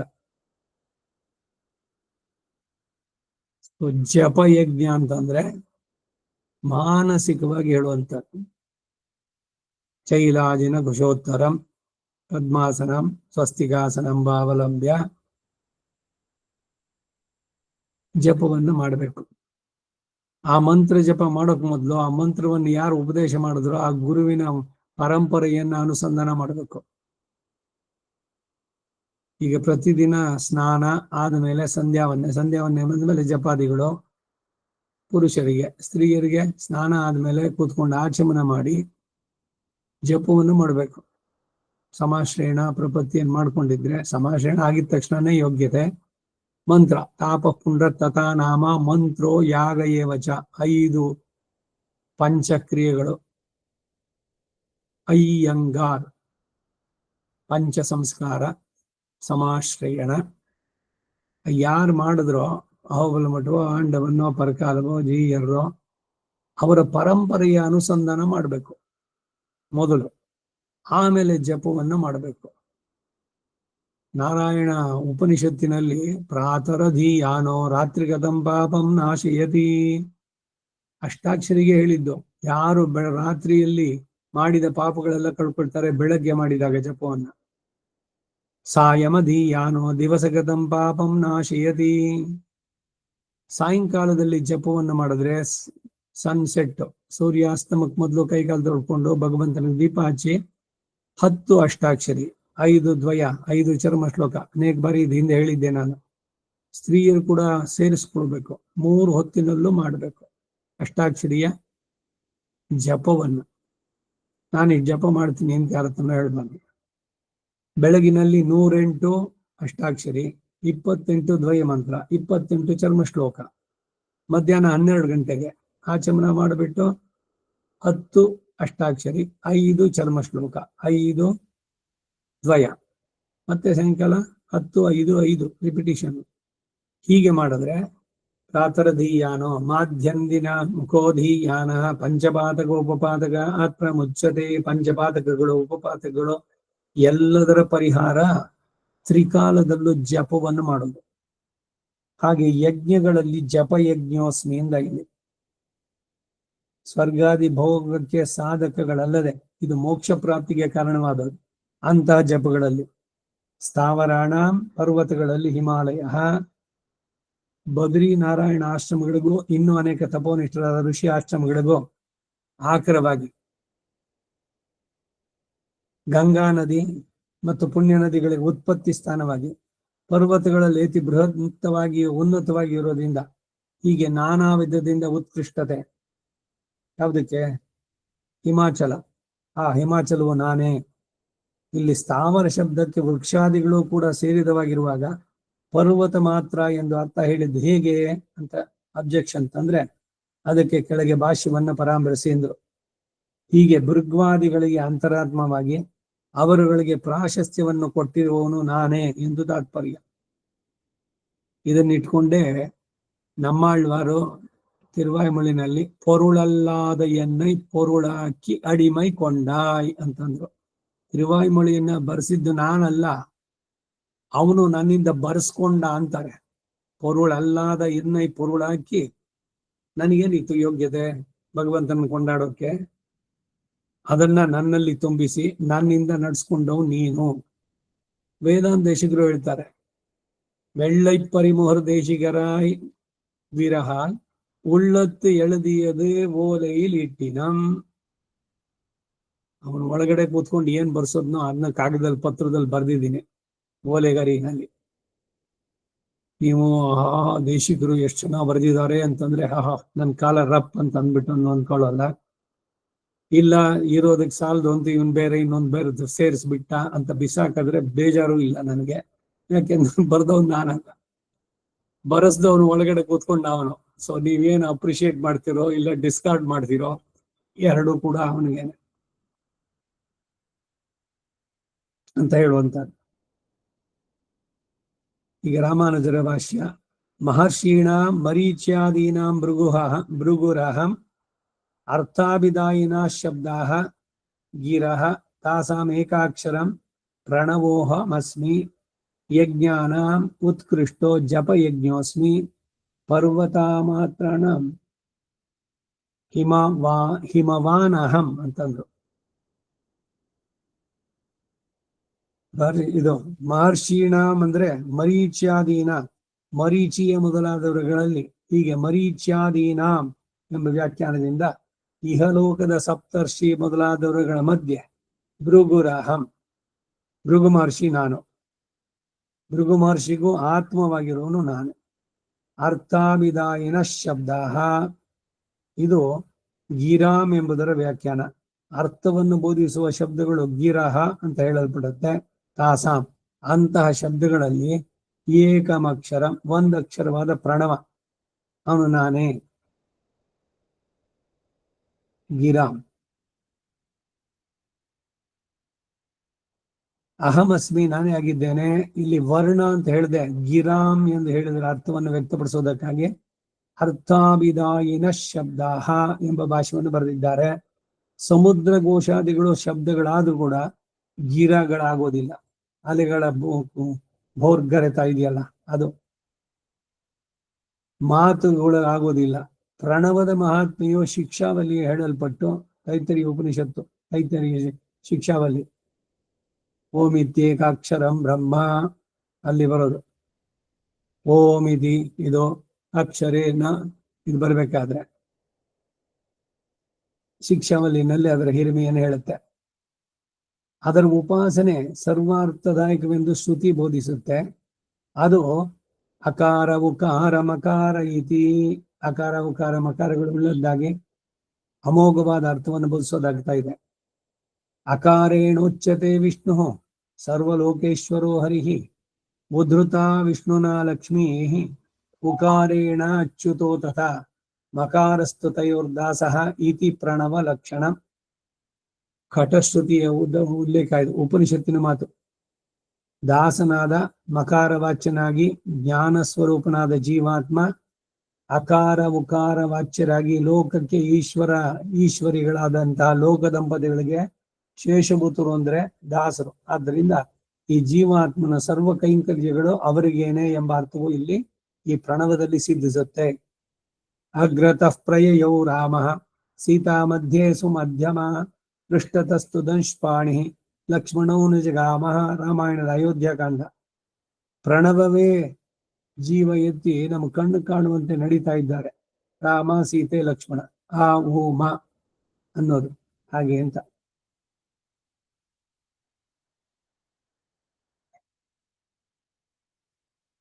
ಅಕಾರೋ ವಿಷ್ಣುರಿತ್ಯುಚ್ಚ ಮಕಾರೋ ಜೀವವಾಚಕ. ಇದರಲ್ಲಿ ಆಯ ಎಂಬ ಚತುರ್ಥಿ ಲುಪ್ತವಾಗಿತ್ತೆ ಎಂದು ವ್ಯಾಕರಣ ರೀತಿಯ ಸ್ಥಾಪಿಸಬಹುದು. ಆದ್ದರಿಂದ ಆ ಎಂದರೆ ವಿಷ್ಣುವಿಗೆ ಎಂಬ ಅರ್ಥವಾಗುತ್ತೆ. ಊ ಎಂಬುದು ಶ್ರುತ್ಯಾದಿಗಳಲ್ಲಿ ಅವಧಾರಣ. ಅದರಿಂದ ಆ ಊ ಎಂಬ ಅಕ್ಷರಗಳಿಂದ ಶ್ರೀ ಮಹಾವಿಷ್ಣುವಿಗೇನೆ. ಮಕಾರೋ ಜೀವವಾಚಕ, ಈ ಜೀವನು ಅಂದರೆ ಅಕಾರವಾಚ್ಯನಾದ ಶ್ರೀ ವಿಷ್ಣುವಿಗೇನೆ ವಿನಃ ಅನ್ಯರಿಗಲ್ಲ ಎಂಬ ಗೀತಾರ್ಥ ವೇದ್ಯ. ಹೀಗೆಲ್ಲ ಅಮೋಘ ಅರ್ಥಗಳನ್ನು ಬೋಧಿಸೋದ್ರಿಂದ ಓಂಕಾರಕ್ಕೆ ಮಹಾತ್ಮೆ. ಶ್ರೀಮತ್ ಶಂಕರಾಚಾರ್ಯರು ಸಹ ಏಕಂ ಅಕ್ಷರಂ ಅಂದರೆ ಪ್ರಣವ ಎಂದೇ ಅರ್ಥ ಮಾಡಿದ್ದಾರೆ. ಆದರೆ ಕೆಲವರು ಏಕಂ ಅಕ್ಷರಂ ಅಂದರೆ ಅಕಾರ ಎಂದು ಊಹಿಸಿ ವಿಷ್ಣುವಾಚಕವಾದ ಅಕಾರ ಎಂದು ಅರ್ಥ ಮಾಡ್ತಾರೆ. ಈ ಅರ್ಥ ಅಕ್ಷರಾಣಾಂ ಅಕಾರೋಸ್ಮಿ ಎಂದು ಮುಂದೆ ಇರೋದರಿಂದ ಪುನರುಕ್ತಿ ದೋಷಕ್ಕೆ ಭಾಗವಾಗುತ್ತೆ. ಪ್ರಣವದಿಂದ ತೋರಿ ಬರುವ ಸರ್ವ ಅರ್ಥಗಳ ಉಪಪಾದನೆಗೆ ಶ್ರೀ ದೇಶಿಕರ ರಹಸ್ಯ ತ್ರೈಸಾರದಲ್ಲಿ ಮೂಲ ಮಂತ್ರಾಧಿಕಾರಕ್ಕೆ ದಾಸನು ಬರೆದಿರುವ ವ್ಯಾಖ್ಯಾನವನ್ನು ಪರಾಮರಿಸಿ ಆಯ್ತಲ್ಲ, ಈಗಾಗಲೇ ನಾವು ನೋಡಿದ್ದಾಯ್ತು. ರಹಸ್ಯ ತ್ರೈಸಾರ. ಯಜ್ಞಾನ, ಯಜ್ಞಗಳಲ್ಲಿ ಉತ್ಕೃಷ್ಟವಾದದ್ದು ಜಪಯಜ್ಞ, ಅದು ನಾನಾಗಿದ್ದೇನೆ. ಎಲ್ಲವೂ ಯಜ್ಞವೇ. ವಾಗ್ಯಜ್ಞ, ಬೇರೆ ಬೇರೆ ಯಜ್ಞಗಳು ವಾಯುಗದ ರೀತಿಯಲ್ಲಿ ಮಾಡ್ತಾರೆ ಅಂತ ಭಗವದ್ಗೀತೆ ಕಿವಿನೇ ಹೇಳ್ತಾನೆ. ದ್ರವ್ಯ ಯಜ್ಞ, ತಪೋ ಯಜ್ಞ, ದಾನ ಯಜ್ಞ, ಅವುಗಳಲ್ಲಿ ಜಪಯಜ್ಞ. ಈ ಜಪಯಜ್ಞಕ್ಕೆ ಮಹಾತ್ಮೆ ಹೇಗೆ ಅಂದ್ರೆ ವಧೆ ಇಲ್ಲದೆ ಇರುವುದರಿಂದ ಜಪಯಜ್ಞಕ್ಕೆ ಮಹಾತ್ಮೆಯೇ ಎಂಬ ಚರ್ಚೆಯಲ್ಲಿ ಪಶುವಧಾರೂಪ ಯಜ್ಞಗಳು ವಿಧಿಸಲ್ಪಟ್ಟಿರೋದ್ರಿಂದ ಫಲಾಕಾಂಕ್ಷೆ ಇಲ್ಲದೆ ಗೃಹಸ್ಥಾಶ್ರಮಿಯ ಅಂತಹ ಯಜ್ಞಗಳನ್ನ ಆಚರಿಸೋದ್ರಿಂದ ಭಗವತ್ ಪೀಡನವೋ ದೇಶಪೀಡಾ ಪರಿಹಾರವೋ ಲೋಕಕ್ಕೆ ಕ್ಷೇಮವೂ ಸಹ ಉಂಟಾಗುವುದರಲ್ಲಿ ಸಂದೇಹವಿಲ್ಲ. ಫಲಾಕಾಂಕ್ಷಿಯಾಗಿ ಮಾಡಿದ್ರು ಅಂಥವನಿಗೆ ಸ್ವರ್ಗಾದಿ ಭೋಗಗಳು ಪ್ರಾಪ್ತವಾಗತ್ತೆ. ಅವು ಅಲ್ಪ ಅಸ್ಥಿರ ಫಲಗಳಾದ್ದರಿಂದ ಅಂತಹ ಯಜ್ಞದ ಅನುಷ್ಠಾನ ನಿಂದವೇ. ಪತ್ನಿ ರಹಿತನಾದ ವಿಧುರನಿಗೆ ಯಜ್ಞದಲ್ಲಿ ಅಧಿಕಾರ ಇಲ್ಲ. ಎಲ್ಲ ಹಿಂದೆನೂ ಒಂದ್ಸಲಿ ಎಲ್ಲ ಹೇಳಿದ್ದಾಯ್ತು. ಯೋ ಅಪತ್ನೀಕಃ, ಅದಕ್ಕೆ ಅವನು ನನ್ನ ಹೆಂಡತಿ ಸತ್ಲು ಅಂತ ಹೇಳ್ತಾ ಇರ್ಲಿಲ್ಲ, ನನ್ನ ಅಗ್ನಿ ಹೋಯ್ತು ಅಂತ ಹೇಳ್ತಾ ಇದ್ದೀನಿ. ಇವನಿಗ ಮತ್ತೆ ಪುನಃ ಅಗ್ನಿ ಕಾರ್ಯಗಳನ್ನು ನಡೆಸೋದಕ್ಕೆ ಯೋಗ್ಯತೆ ಮಾಡೋದಕ್ಕಾಗಿ ಎರಡನೇ ವಿವಾಹ. ಪತ್ನಿ ರಹಿತನಾದವನು ವಿಧುರನಿಗೆ ಯಜ್ಞದಲ್ಲಿ ಅಧಿಕಾರ ಇಲ್ಲ. ವಿಧವೆಯರಿಗೆ ಹೇಗೋ ಹಾಗೆ ವಿಧುರನಿಗೂ ಕೂಡ ಅಷ್ಟೆ. ಪ್ರಪನ್ನರಿಗೆ ಅವಶ್ಯಕ ಇಲ್ಲ. ಆದರೆ ಶ್ರುತಿಯಂತಹ ಹಿಂಸಾರೂಪವಾದ ವ್ಯಾಪಾರವನ್ನು ಅನುಮೋದಿಸಿ ಯಜ್ಞಾದಿಗಳನ್ನು ವಿಧಿಸಬಹುದೋ ಎಂಬ ಆಕ್ಷೇಪಕ್ಕೆ ಪಶು ಸಂಜ್ಞಾಪನ ಕಾಲದ ಮಂತ್ರದಲ್ಲಿ ಅಧಿಕಾರಿಯು ಯಜ್ಞ ಪಶುವನ್ನು ಕುರಿತು ಹೇಳೋದೇನು ಅಂದ್ರೆ, ನವ ಉವೆ ತನ್ ಮೃಯಸೆ ನರಿಷ್ಯಸಿ ಅಂತ. ಇದು ಅಚ್ಛಿದ್ರದಲ್ಲೂ ಕೂಡ ಈ ಮಂತ್ರ ಬರುತ್ತೆ. ಆ ಒಂದು ಆತ್ಮ ಆಡೋ ಏನನ್ನ ಯಜ್ಞ ಪಶುವಾಗಿ ನಿಲ್ಲಿಸ್ತಾರೋ ಅದಕ್ಕೆ ಹೇಳ್ತಾರೆ, ಹೇ ಆತ್ಮವೇ, ನಿನಗೆ ಈ ಪ್ರಾಣಿ ಜನ್ಮದಿಂದ ಇನ್ನು ಎಷ್ಟು ಸಹಸ್ರ ಜನ್ಮಗಳನ್ನ ಎತ್ತಬೇಕು ನೀನು ಮನುಷ್ಯ ಜನ್ಮ ಬರೋದಕ್ಕೆ. ಅದಕ್ಕಾಗಿ ನಿನ್ನನ್ನ ಈ ಯಜ್ಞದಲ್ಲಿ ನಾವು ಹವಿಸ್ಸಾಗಿ ಸೇರಿಸೋದ್ರಿಂದ ನಿನಗೆ ಈ 4 ವೇದಗಳನ್ನು ತಿಳಿದು ಎಲ್ಲವನ್ನು ನಡೆಸಿ ಮಾಡಿದವರಿಗೆ ಯಾವ ಉತ್ತಮವಾದಂತಹ ಲೋಕ ಸಿಗುತ್ತೋ ಅದು ನಿನಗೆ ಸಿಗಲಿ ಅಂತ ಹೇಳ್ತಾರೆ. ಯತ್ರ ಯಂತಿ ಸುಕೃತೋ ಅನಾಪಿ ದುಷ್ಕೃತ, ಅಲ್ಲಿಗೆ ನಿನ್ನನ್ನ ಕಳಿಸ್ತಾ ಇದೀವಿ ಅಂತ ಸಂತೋಷವಾಗಿ ಅದು ಶರೀರ ಬಿಡುತ್ತೆ. ನವ ಉವೆ ತನ್ ಮೃಯಸೆ ನರಿಷ್ಯಸಿ ಅಂತ ಶ್ಲೋಕ ಮಂತ್ರ, ಅದು ಅಲ್ಲಿ ಹೇಳುವಂಥದ್ದು. ಹಾಗೆ ಹೇ ಪಶುವೆ, ಈಗ ನಿನಗೆ ದೇಹ ವಿಯೋಗವನ್ನು ಉಂಟು ಮಾಡುವ ಈ ಹಿಂಸೆಗಾಗಿ ತೋರುವ ಮರಣದಿಂದ ನೀನು ಎಲ್ಲಿಗೆ ಸುಕೃತಿಗಳು ಹೋಗ್ತಾರೋ ಪಾಪಿಗಳು ಹೋಗಲ್ವೋ. ಯತ್ರ ಯಂತಿ ಸುಕೃತಃ ನಾಪಿ ದುಷ್ಕೃತಃ, ಅಂತಹ ಉತ್ತಮ ಸ್ಥಾನವನ್ನ ಪರಮಾತ್ಮನು ಹೊಂದಿಸಲಿ ಅಂತ ಹೇಳೋದ್ರಿಂದ ಆ ಪಶುವಿಗೆ ಸ್ವರ್ಗಾದಿ ಲೋಕ ಪ್ರಾಪ್ತಿ ಉಂಟಾಗುತ್ತೆ ಎಂಬ ಶ್ರುತಿ ಅನುಮೋದನ ಎಂದು ಭಾವಿಸ್ತಕ್ಕದ್ದು. ಆದ್ದರಿಂದ ಪ್ರತ್ಯಕ್ಷ ಪಶುವಧಾರೂಪವಾದ ಯಜ್ಞ ಹಿಂಸಾರೂಪವಾಗಿ ಶಾಸ್ತ್ರವಿಹಿತವಲ್ಲ ಎಂಬ ವಾದ ನಿರಸ್ತ. ಈಗ ಆಪರೇಷನ್ ಮಾಡ್ತಾರೆ, ಹಿಂಸೆ ಆಗಲ್ವಾ, ಅವ್ರಿಗೆ ಕುಯ್ತಾರೆ, ಕಟ್ ಮಾಡ್ತಾರೆ ಶರೀರನ, ಚರ್ಮ ರಕ್ತ ಬರುತ್ತೆ, ಎಲ್ಲ ಹೊರಗಡೆ ತೆಗೆದು ಎಲ್ಲ ಮಾಡಿ ಆಮೇಲೆ ಏನೋ ಟ್ಯೂಮರ್ ಮತ್ತೊಂದು ಇದ್ರೆ ಅದನ್ನು ತೆಗೆದು ಕತ್ತರಿಸಿ ಎಲ್ಲದನ್ನು ಹೊಲಿದು ಮಾಡ್ತಾರೆ. ಮತ್ತೆ ಆಪರೇಷನ್ ಅನ್ನೋದು ಹಿಂಸೆ ಅಲ್ವಾ ಆತ್ಮನಿಗೆ ಅಂತಂದ್ರೆ ಆ ರೀತಿ ಇದು. ಆ ಆಪರೇಷನ್ ಮಾಡಿದ್ರಿಂದ ಅವನು ಬದುಕ್ತಾನೆ, ಇಲ್ದಿದ್ರೆ ಸಾಯ್ತಾ ಇದ್ದ ಅವನು ಅದರಿಂದಾನೇನೆ. ಹಾಗೆ ಈ ಯಜ್ಞದಲ್ಲಿ ಉಪಯೋಗಿಸುವಂತ ಪಶುವನ್ನ, ಅದು ಬಾಯಿ ರುಚಿಗೆ ಮಾಂಸ ತಿನ್ಬೇಕು ಅಂತ ಮಾಡಿದ್ದಲ್ಲ, ಆ ಆತ್ಮಕ್ಕೆ ಉತ್ತಮವಾದಂತದ್ದು ಸಿಗ್ತಾ ಇದೆ ಅಂತ. ಅದರಲ್ಲೂ ಕಲಿಯುಗದಲ್ಲಿ ಫಲಪೈತೃಕಂ, ಮಾಂಸವನ್ನು ಇಟ್ಟು ಮಾಡುವಂತ ಯಾವ ಹೋಮಗಳನ್ನು ನಡೆಸೋ ಹಾಗಿಲ್ಲ. ಅಶ್ವಮೇಧ, ಈ ಅಜ, ಶ್ವೇತ, ಇದು ಅಂತಿದೆ ಬಿಳಿಯ ಆಡು ಇಟ್ಟು ಮಾಡುವಂತ ಹೋಮ ವೇದದಲ್ಲಿ ಹೇಳುತ್ತೆ. ಈಗ ಏನು ಅಂತಂದ್ರೆ ಬರೀ ಮಂತ್ರಗಳನ್ನು ಹೇಳಿದ್ರೆ ಅದ್ರ ಫಲ ಸಿಗತ್ತೆ ಅಂತ. ಕಲಿಯುಗದಲ್ಲಿ ಮಾಡಬಾರ್ದು ಯುಗ ಧರ್ಮದಲ್ಲಿ ಅಂತ. ಇವೆಲ್ಲ ಒಟ್ಟಿನಲ್ಲಿ ಆ ಪಶುವಿನ ಇದರಲ್ಲಿ ಮಾಡುವಂತದ್ದು ಯಜ್ಞದಲ್ಲಿ ಉಪಯೋಗಿಸೋದು ಅದಲ್ಲ. ಇವೆಲ್ಲ ಹಿಂದೆ ಎಲ್ಲ ಈ 12 ವರ್ಷಕ್ಕೊಂದ್ಸಲಿ ಈ ಇವನಿಗೆ ಗೋಮಟೇಶ್ವರನಿಗೆ ಮಹಾಮಸ್ತಕಾಭಿಷೇಕ ಅಂತ ನಡೆಸಿದ್ರು. ಅವಾಗೇನು ಎಷ್ಟೆಷ್ಟು ಕೊಳಗ ಹಾಲು, ಎಲ್ಲ ಡ್ರೈ ಫ್ರೂಟ್ಸು ಇದೆಲ್ಲ ಮೇಲಿಂದ ಸುರಿದ್ರು. ಬೇರೆ ಹೇಳಿದ್ರು ಎಷ್ಟು ವೇಸ್ಟ್ ಆಯ್ತು, ಅದನ್ನೆಲ್ಲ ಕೊಟ್ಟಿದ್ರೆ ಬಡವರಿಗೆ ಇವರುಗಳಿಗೆ ಹಂಚಿದ್ರೆ ಎಷ್ಟು ಉಪಯೋಗ ಆಗೋದು, ಎಲ್ಲ ಅದು ಹೋಯ್ತು ಡೌನ್ ದಿ ಡ್ರೈನ್ ಅಂತೆಲ್ಲ ಮಾತುಗಳು. ಅಭಿಷೇಕ ಮಾಡ್ತಿದ್ದೆ ದೇವರಿಗೆ, ಪಂಚಾಮೃತ ಇದೆಲ್ಲ, ಅದೆಲ್ಲ ವೇಸ್ಟ್ ಅಂದನ. ಬರೀ ನಮ್ಮ ತಲೆಗೆ ನೋಡದಂತೆ ನೋಡ್ಬಿಟ್ಟು ಇದಕ್ಕೆಲ್ಲ ಕಾಮೆಂಟ್ರಿಗಳನ್ನು ಬರೆಯೋಕೆ ಹೋಗೋದು. ಆ ಪುರಾಣಗಳ ಉಲ್ಲೇಖದಲ್ಲಿ ಹಾಲಿನಿಂದ ಮಗಂದರಿಗೆ ಅಭಿಷೇಕ ಮಾಡಿದ್ರೆ ಏನ್ ಪುಣ್ಯದ ಯಾವ್ಯಾವ ಫಲಗಳಿದೆ, ಮೊಸರಿನಿಂದ ಮಾಡಿದ್ರೇನು, ಎಲ್ಲ ಪಂಚಾಮೃತಗಳು, ಹಾಲು, ಮೊಸರು, ತುಪ್ಪ, ಜೇನುತುಪ್ಪ, ಇವುಗಳಿಂದ ನಡೆಸಿದಂತ ಅಭಿಷೇಕ ಪ್ರಿಯ ಅವನು ವಿಷ್ಣು. ಅವುಗಳನ್ನೆಲ್ಲ ಮಾಡುವಂತಹದ್ದು ಅಷ್ಟೇ ಫಲಪ್ರದವಾದದ್ದು ಕೂಡ. ಹಾಗೆ ಇದೆಲ್ಲ ಯಜ್ಞವನ್ನು ನಡೆಸಿದಾಗ ನಡೆಸುವಂತಹದ್ದು. ಅದರಿಂದ ಯಜ್ಞದಲ್ಲಿ ಪಶು ಹಿಂಸೆ, ಪಶುವಿಗೆ ತಾತ್ಕಾಲಿಕ ಕ್ಲೇಶ ಇರೋದ್ರಿಂದ ಉಪರಿಚರಾದಿಗಳು ಪಿಷ್ಟ ಪಶುಗಳ ಮೂಲಕ ಯಜ್ಞ ಮಾಡಿದ್ರು ಅಂತ ಹೇಳಲ್ಪಟ್ಟಿದೆ. ಒಂದು ಜೀವಿ ಅದನ್ನು ಕೊಂದು ಮಾಡೋದು ಅಂತ ಏನೇನೋ ಆರ್ಗ್ಯುಮೆಂಟ್ಗಳು, ಬೇಕಾದಷ್ಟು ಚರ್ಚೆಗಳು. ಹೊಸದಾಗಿ ಏನು ಯಾರು ಮಾಡಬೇಕಾಗಿಲ್ಲ, ಎಲ್ಲ ನಡೆದಿದೆ. ಉಪರಿಚರ ವಸು ಅಂತ ಅವನು ಮಣ್ಣಿನ ಇದರಲ್ಲಿ, ಪಿಷ್ಟ ಅಂದ್ರೆ ಹಿಟ್ಟಿನಲ್ಲಿ, ಅಕ್ಕಿ ಹಿಟ್ಟು, ಆ ಹಿಟ್ಟಿನಲ್ಲಿ ಮಾಡಿಬಿಟ್ಟು ಪ್ರತಿಯನ್ನ ಮಾಡಿ ಅದನ್ನ ಸಮರ್ಪಣೆ ಮಾಡಿದ್ದು ಯಜ್ಞದಲ್ಲಿ ಅಂತ. ಯುಗ ಭೇದದಿಂದ ಪಿಷ್ಟ ಪಶುವು ಸಾಕ್ಷಾತ್ ಪಶುವು ಉಪಾದೇಯಗಳು. ಆದ್ರಿಂದ ಜಪಯಜ್ಞಕ್ಕೆ ಮಹಾತ್ಮೆ ಹೇಗೆ ಅಂತಾರಂದ್ರೆ, ವಿಧುರಾದಿ ಸರ್ವರಿಗೂ ಅಧಿಕಾರ ಇರೋದ್ರಿಂದ. ಈಗ ವಿಧುರನಾದವನು, ಪತ್ನಿ ಇಲ್ಲದವನು ಅಗ್ನಿಯನ್ನು ಪ್ರತಿಷ್ಠೆ ಮಾಡೋದಿಲ್ಲ, ಆದ್ರೆ ಜಪ ಮಾಡ್ಬೋದು, ಅವನು ವೇದವನ್ನು ಹೇಳ್ಬೋದು, ಅದಕ್ಕೇನು ರಿಸ್ಟ್ರಿಕ್ಷನ್ ಇಲ್ಲ. ಅದರಿಂದ ಜಪಯಜ್ಞ ಶ್ರೇಷ್ಠ ಅಂದ್ರು. ಎರಡನೇದು, ಪಶು ಹಿಂಸಾದಿ ಕ್ಲೇಶಗಳು ಇಲ್ಲಿಲ್ಲ ಜಪಯಜ್ಞದಲ್ಲಿ. ನೀವು ಕೂತ್ಕೊಳ್ಳಿ, ಕತ್ತು ಬೆನ್ನು ತಲೆ ಸ್ಟ್ರೈಟ್ ಆಗಿ ಇಟ್ಕೊಳ್ಳಿ, ಪದ್ಮಾಸನದಲ್ಲೋ ಸುಖಾಸನದಲ್ಲೋ ಪೂರ್ವಾಭಿಮುಖವಾಗಿ ಕೂತ್ಕೊಳ್ಳಿ. ಕಣ್ಣಿನ ದೃಷ್ಟಿ ಇದು ಮೂಗಿನ ತುದ್ದಿ ತನಕ ಇರಬೇಕು, ಕಣ್ಣು ಪೂರ್ಣ ಮುಚ್ಚಬಾರ್ದು. ಅರ್ಧ ನಿಮೀಲಿತ ನೇತ್ರ. ಯಾವ ದೇವತೆಯನ್ನು ಕುರಿತು ಉಪಾಸನೆ ಮಾಡ್ತೀರೋ ಅವನ ಚಿತ್ರ ಮುಂದೆ ಇರಬೇಕು. ಸೈಟ್ ಆಗಿ ಕೂತ್ಕೊಂಡು ಉಪಾಂಶು, 2 ಕಿವಿ ಬಿಟ್ಟು 3ನೇ ಕಿವಿ ಕೇಳಿಸದಂತೆ ಮಾಡಿದರೆ ಅದು ಜಪವಾಗುತ್ತೆ. ಮನನ ತ್ರಾಯತೆ ಇತಿ ಮಂತ್ರ. ಮಂತ್ರಗಳು ಉಪದೇಶ ಪಡೆದೇ ಆಗಬೇಕು. ಸುಮ್ಮನೆ ಕ್ಯಾಸೆಟ್ ನಲ್ಲಿದೆ, ಇಲ್ಲ ಇನ್ಯಾರೋ ಹೇಳಿದ್ದಿದೆ ಅದರಿಂದ ಅಂತ. ಜಪ ಮಾಡೋದಾದ್ರೆ ಉಪದೇಶವನ್ನು ಪಡಿಬೇಕು. ಸಮಾಶ್ರಯಣದಲ್ಲಿ ರಹಸ್ಯತ್ರಯ 3 ಮಂತ್ರಗಳ ಉಪದೇಶವೂ ಆಗಿರುತ್ತೆ. ಅದರಲ್ಲಿರೋದೆ ಪಂಚ ಸಂಸ್ಕಾರದಲ್ಲಿ ಮಂತ್ರೋಪದೇಶವೂ ಕೂಡ ಒಂದು. ಹೀಗೆ ಐಕಾಂತ್ಯವನ್ನು ಉಂಟು ಮಾಡಿ ಸಮಾಧಿ ಮೂಲಕ ಮೋಕ್ಷಕ್ಕೆ ಹೇತುವಾಗೋದ್ರಿಂದ ಇದು ಪ್ರಾಶಸ್ತ್ಯ ಜಪಯಜ್ಞದಲ್ಲಿ. ಏಕಾಂತ ಅಂದ್ರೆ ಬೇರೆ ಯಾವ ವಿಷಯಗಳು ತಲೆನಲ್ಲಿ ಬರಬಾರ್ದು, ಮನಸ್ಸಿನಲ್ಲಿ ಚಿಂತನೆ ಬರಬಾರ್ದು. ಭಗವಂತ ನೀವು ಇಬ್ಬರೇನೆ ಜಪದಲ್ಲಿ ಇರುವಂತಹದ್ದು. ಹಾಗೆ ನಡೆಸುವಂತಹದ್ರಿಂದ ಇದಕ್ಕೆ ಶ್ರೇಷ್ಠತೆ. ಹೀಗೆ ಜಪಯಜ್ಞಕ್ಕೆ ಪ್ರಾಶಸ್ತ್ಯ ಇರೋದ್ರಿಂದಲೇ ಶ್ರೀ ಮನು ಸರ್ವೇತೆ ಜಪಯಜ್ಞಸ್ಯ ಕಲಾಂ ನಾರ್ಹಂತಿ ಷೋಡಶೀಂ. ಜಪಯಜ್ಞದ 16ನೇ ಒಂದು ಅಂಶದಲ್ಲೂ ಕೂಡ ಯೋಗ್ಯತೆ ಈ ಮಿಕ್ಕ ಸರ್ವಯಜ್ಞಗಳಿಗೂ ಹೊಂದಲಾರದು ಅಂತ ಹೇಳಿದ್ದಾರೆ. ಯಾಕೆಂದ್ರೆ ಇಲ್ಲಿ ಬೇರೆ ಏನಿಲ್ಲ. ಈಗ ಅಗ್ನಿಯನ್ನ ಪ್ರತಿಷ್ಠೆ ಮಾಡ್ಕೊಂಡು ಹೋಮ ಮಾಡಬೇಕು, ಅದಕ್ಕೇನು ಪ್ರೊಸೀಜರ್ ಇದೆಯೋ ಆ ರೀತಿ ನಡೆಸ್ಬೇಕು.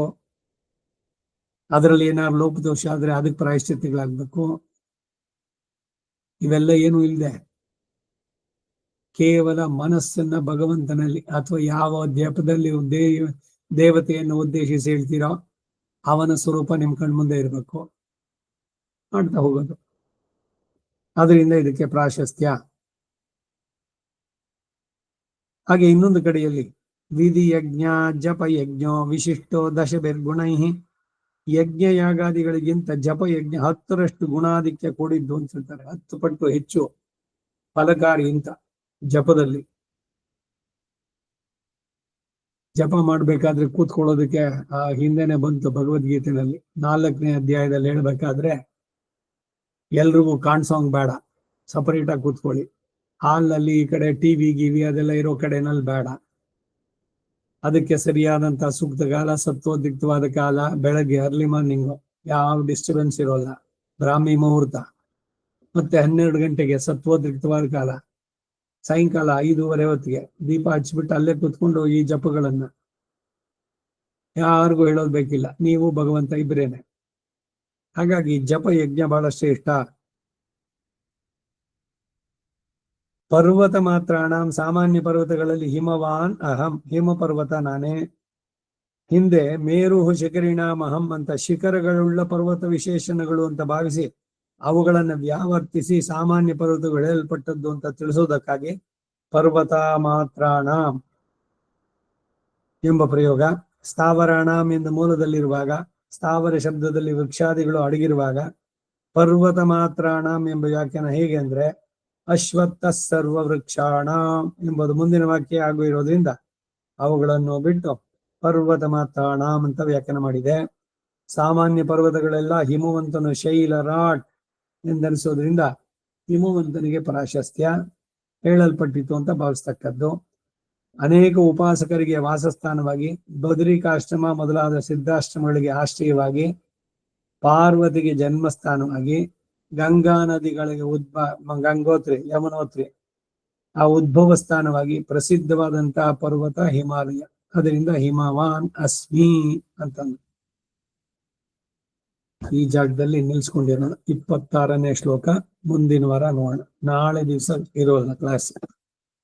ವಸುದೇವ ಸುತಂ ದೇವಂ ಕಂಸ ಚಾಣೂರಮರ್ದನಂ ದೇವಕೀ ಪರಮಾನಂದಂ ಕೃಷ್ಣಂ ವಂದೇ ಜಗದ್ಗುರುಂ ಆತಸಿ ಪುಷ್ಪ ಸಂಕಾಶಂ ಹಾರನೋಪರಿಶೋಭಿತಂ ರತ್ನ ಕಂಗಣ ಕೇಯೂರಂ ಕೃಷ್ಣಂ ವಂದೇ ಜಗದ್ಗುರುಂ ಕುಟಿಲಾಲಕ ಸಂಯುಕ್ತಂ ಪೂರ್ಣಚಂದ್ರ ನಿಪಾನನಂ ವಿಲಸತ್ಕುಂಡಲಧರಂ ದೇವಂ ಕೃಷ್ಣಂ ವಂದೇ ಜಗದ್ಗುರುಂ ಮಂದಾರ ಗಂಧ ಸಂಯುಕ್ತಂ ಚಾರುಹಾಸಂ ಚತುರ್ಭುಜಂ ಬರ್ಹಿ ಪಿಂಚಾವಚೂಡಾಂಗಂ ಕೃಷ್ಣಂ ವಂದೇ ಜಗದ್ಗುರುಂ ಉತ್ಫುಲ್ಲ ಪದ್ಮಪತ್ರಾಕ್ಷಂ ನೀಲಜಿಮೋತ್ಸನ್ನಿಭಂ ಯಾದವಾನಾಂ ಶಿರೋರತ್ನಂ ಕೃಷ್ಣಂ ವಂದೇ ಜಗದ್ಗುರುಂ ರುಕ್ಮಿಣೀ ಕೇಳಿ ಸಂಯುಕ್ತಂ ಪೀತಾಂಬರ ಸುಶೋಭಿತಂ ನವಾರ್ತ ತುಳಸೀಗಂಧಂ ಕೃಷ್ಣಂ ವಂದೇ ಜಗದ್ಗುರುಂ ಗೋಪಿಕಾನಾಂ ಕುಜದ್ವಂದಂ ಕುಂಕುಮಾಂಕಿತ ವಕ್ಷಸಂ ಶ್ರೀನಿಕೇತಂ ಮಹೇಶ್ವಾಸಂ ಕೃಷ್ಣಂ ವಂದೇ ಜಗದ್ಗುರುಂ ಶಿವತ್ಸಾಂಗಂ ಮಹೋರಸ್ಕಂ ವನಮಾಲಾ ವಿರಾಜಿತಂ ಶಂಖಚಕ್ರಧರಂ ದೇವಂ ಕೃಷ್ಣಂ ವಂದೇ ಜಗದ್ಗುರುಂ ಕೃಷ್ಣಾಷ್ಟಕಮಿದಂ ಪುಣ್ಯಂ ಪ್ರಾತಃವೃತ್ತಾಯ ಪಠೇತೆ ಕೋಟಿಜನ್ಮಗತಂ ಪಾಪಂ ಸ್ಮರಣೇನ ವಿನಶ್ಯತಿ. ಕವಿತಾರ್ಕಿಕ ಸಿಂಹಾಯ ಕಲ್ಯಾಣ ಗುಣಶಾಲಿನೇ ಶ್ರೀಮತಿ ವೆಂಕಟೇಶಾಯ ವೇದಾಂತ ಗುರವೇ ನಮಃ. ವಾದಿದ್ವಿಜರೋ ಭಂಗ ಪಂಚಾನ್ನ ಪರಾಕ್ರಮಃ ಶ್ರೀಮಾನ್ ವೆಂಕಟನಾಥಾರ್ಯಶ್ಚಿರಂ ವಿಜಯತಾಂಬುವಿ. ಶ್ರೀಮತೆ ನಿಗಮಾಂತ ಮಹಾದೇಶಿಕಾಯ ನಮಃ. ಸರ್ವಂ ಶ್ರೀ ವಾಸುದೇವಾರ್ಪಣಮಸ್ತು.